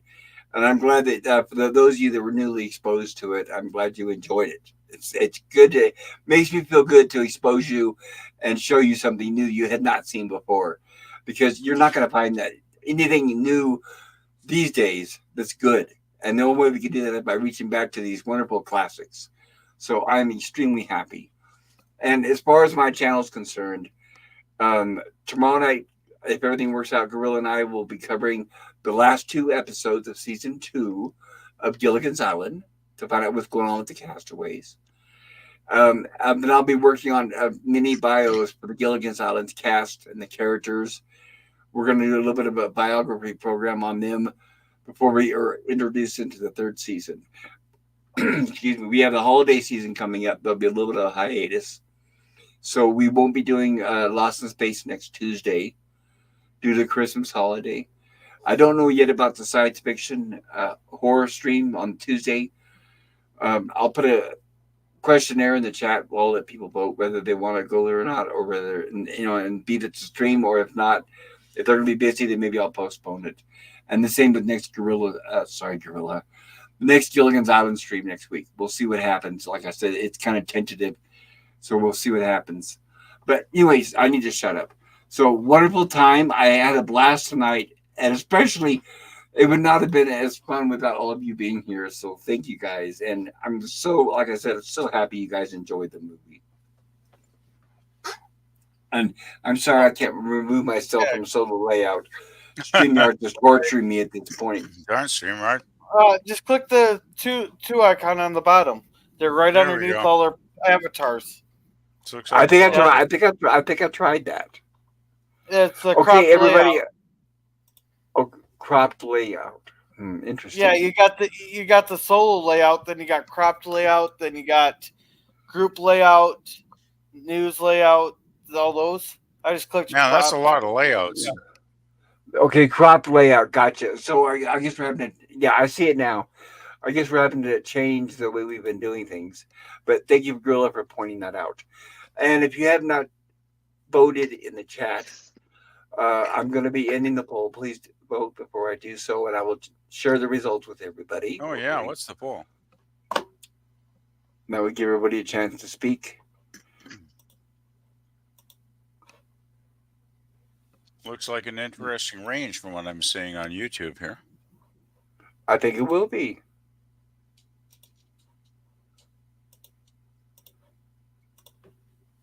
And here we go. So we had 13 votes. Thank you for voting, everybody. Thank you. What grade would you give Total Recall? And it looks like 69% gave it an A+ to an A-. 23% said B+ to B-. 7% said C+ to C-. And it looks like 0 gave it a D to an F. So that's wonderful. I'm happy. That means at some point, everybody enjoyed it. So that's great. And like I said, most of all, thank you for spending time with us tonight. It was such a great time. I had a good time. I really look forward to this, everyone. And also thank you for voting in the chat and being interactive with the channel. Also, if you enjoyed what you saw, maybe consider hitting the like button on your way out. If you want to leave any comments after the stream, those are highly appreciated. I will respond. We've got more viewers now than we have all night. It's like everybody's coming in now. I feel bad. But thank you from the bottom of my heart. And it does mean everything to me that all of you in the chat decided to spend your time with us. I hope you had a good time. Thank you also, most of all, to everybody on the panel. Thank you, Gorilla, for helping me out with the chat. Thank you, Nemesis, for being a wonderful, once again, never fails. You're always an excellent, spectacular co-host. And PvP, thank you for being here too and sharing your insights and your humor about this movie. Always fun. Always love being here, Pop. Like I feel it's a privilege to be hanging out with you guys and talking about all these great in movies and TV, whatever we talk about every week. It's always fun. All right, thank you. And likewise, I feel the same way. Is there anything anybody wants to add before we close this out for the night? Gosh, I can't think of anything too important, actually. I hope I covered everything. How are we doing on the chat, Gorilla? Anybody left? Oh, we have all kinds of chats to catch up with. Go for it. Oh, I'm glad I didn't forget them. I tried. We need the chat. Yeah, Pop can go. I got it starred here.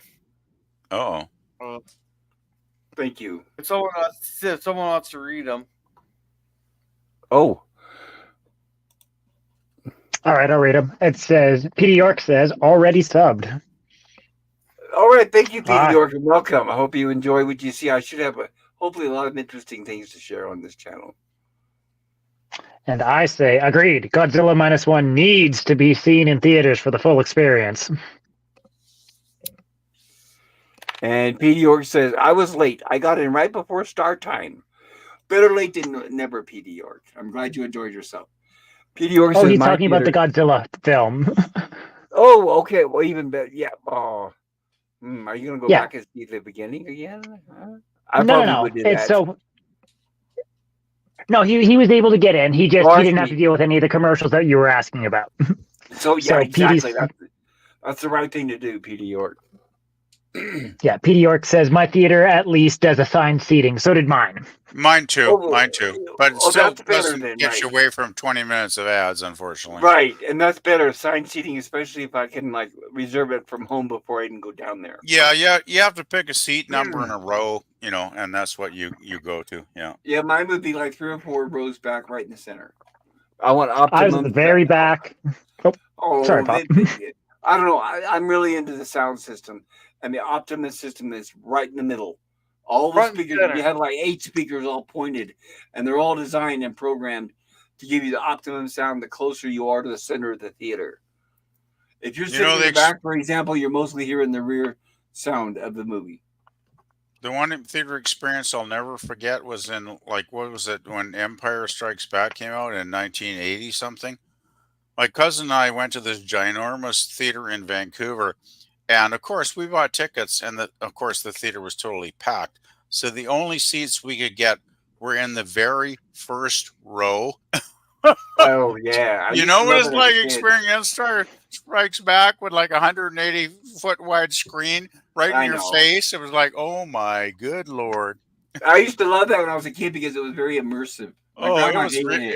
It was great, actually. It really was. Yeah. Petey York says, oh, do you want me to read or do you want to get it, Pop? Yeah, go ahead, Nemesis. Thank you.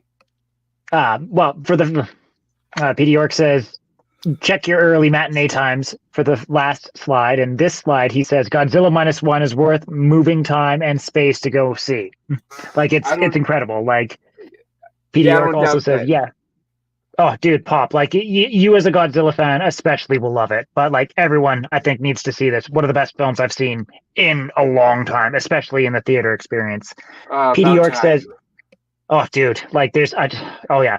Yeah, our theater was mostly empty, and some weird wanted to sit one seat away from my wife. Like, talk about the equivalent to peeing in the next urinal.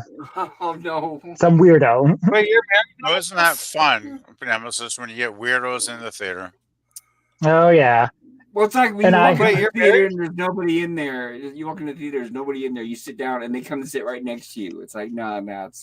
It's like people who park next to your car in an empty parking lot. So you happens all car, right? Exactly, it happens all the time. An empty parking lot. I park way away from everybody, all by myself. Come out and there's people parked around my car. Yeah, and there's some jackass parked like 6 inches away from your door, right? Yeah. All right, Nemesis, you're married? No. Petey York is married. Oh, okay. Some dude sat one seat away from Petey York's wife when they went to the film. And he's like, yeah, it's like basically like walking up to the urinal, seeing someone standing there and choosing the one right beside him. Yeah, there's nothing creepy about some stranger sitting next to your wife, right? Like, fuck. Yeah. And I said there was 8 people in my theater, and it was really sad, but really awesome for me. It was basically like seeing it by myself. It was incredible. Like, Petey York says, like I said, we went on a Tuesday at noon. Afternoon shows are good if you can do them, yeah. Yeah, when the kids are at school. Exactly. D. Oberg says, in my town, the seats are pre-selected reserved, so you don't need to worry about getting stuck with a bad seat. Exactly. Yeah. Nice. About time they start doing that. It makes it much better. Well, afternoon matinees are good too, because you avoid all the crazy teenagers if you go see it like 2 or 3 in the afternoon, right? Right, because these days they actually pull out their phones and start doing shit. They have the right to interrupt everybody to take selfies and post on a TikTok where they're at and all that crap. They do that during the movie. Oh, yeah. When I watched the last James Bond film, which I paid like $12 to see, some asshole, like a couple rows back from me, talked to their friends on their cell phone for like the last 45 minutes of the fucking movie, right? I wanted to go over and punch them out. But I'm not a violent person. I know they're illegal. I felt like it, you know. I know they're illegal, but I've actually considered buying a jammer. You could buy it for $200 to $300, and it would jam the cell signal in the entire theater. I don't know why theaters don't tell people, do not turn your cell phone on. If we hear you talking on the cell phone, we will take you out of the theater. They used to enforce rules when I was younger, right? If you were talking or pissing people off, they'd just eject you, right? Right now, if somebody's doing that and you go and complain, they tell you, well, we don't want to say anything to them. We don't want to say to them, how about what if we give you a rain check for a free movie? And come back? The world's upside down, eh, Pop? It is. They got rid of all the ushers. They got rid of all security. We used to have ushers. Yeah, I used to like the ushers because they would keep shit under control. Yeah. Petey York says, I love A Christmas Story. Go see -1 instead. PvP. Oh, now I'm torn. I might have to go see both of them. Fuck. There goes my Christmas budget. It's worth it. Right. Oh, man. Can you read it for me, PvP? Oh, God. I hear this. I have not heard one bad thing about the movie, so No, I PvP, might can you read actually it have for to go me? see it. Okay, Nemesis, will you read it for me? You got it, buddy. Yeah, not a huge monster fan either. Go see Godzilla. So I hear this is a good film. Yeah, dude, it's incredible. If you like Godzilla 2014, this is just as good, if not better. Like this, to me, it blows 2014 out of the water. There's no comparison to this movie. I believe it. There's just not. PD Orson, I'm trying to end this. Please, PvP. My good. I know what. Good night, everybody. I'm so sorry. I've been trying to end this. I really apologize. Seriously. Good night, everybody.